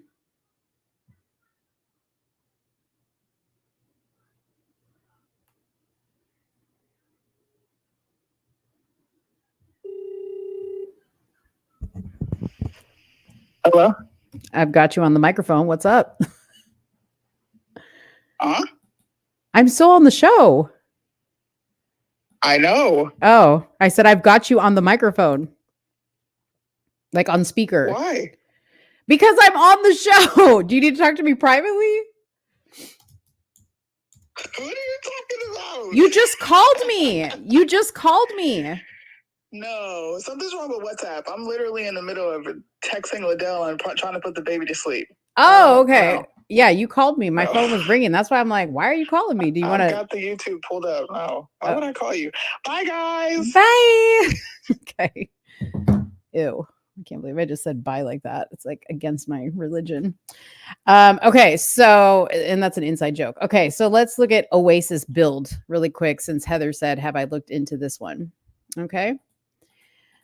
Okay, so this is Oasis Build. This is their website, a real estate investment group focused on reclaiming, redeveloping, and rebuilding Black communities across America. A lot of these websites are very bare bones. So it looks like they build apartments. Okay, that's not what I was looking for. They raise capital, then deploy that capital to acquire and redevelop properties in designated markets. We own and operate multiple funds with a growing portfolio, blah, blah, blah, blah, blah. They work in Chicago, Los Angeles, and New York. Here are the founders, Fahim Mohammed and Michael Amir. And they do tell, I don't know if it was in an article or on this website, but they do tell that they started this business after learning from great business people like Michael Jackson. Okay, so they do give Michael Jackson credit. Now, funny enough, Amir bought that property for his son shortly after Michael Jackson died. Okay, so anyways, I just wanted to give you guys the update so far on the research that I have done thus far in listening to this trial. Like I said, I'm day 8 out of 28 days. So I still have 20 more days of testimony to go. And right now we're getting into like the autopsy side of it. So, you know, we've gotten through all like the close people that worked with Michael and all this other stuff that have done their testimony. But yeah, I'm just going to go ahead and say that Michael Jackson did not kill himself. That yes, I understand that it looks like Conrad Murray did kill Michael Jackson. And there's a lot of upset fans that think that Conrad Murray killed Michael Jackson. I think Conrad Murray was the scapegoat. I think Fahim Mohammed made him promises to give him a nice little chunk of change for him to go along with this plan. I think that the record company that Michael Jackson was speaking out against on saw Michael as a problem and wanted him gone.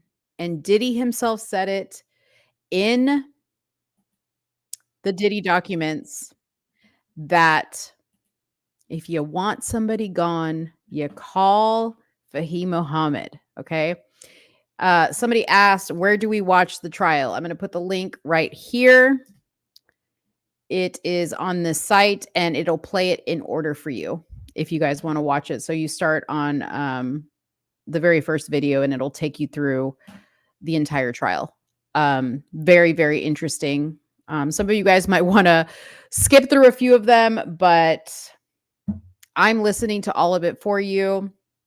And this is so that I can better understand when and if the Diddy case goes to trial. I can better understand Fahim Mohammed and his background. My next thing to tackle is to read through the Tupac lawsuit, but that is like, I think 180 pages of documents.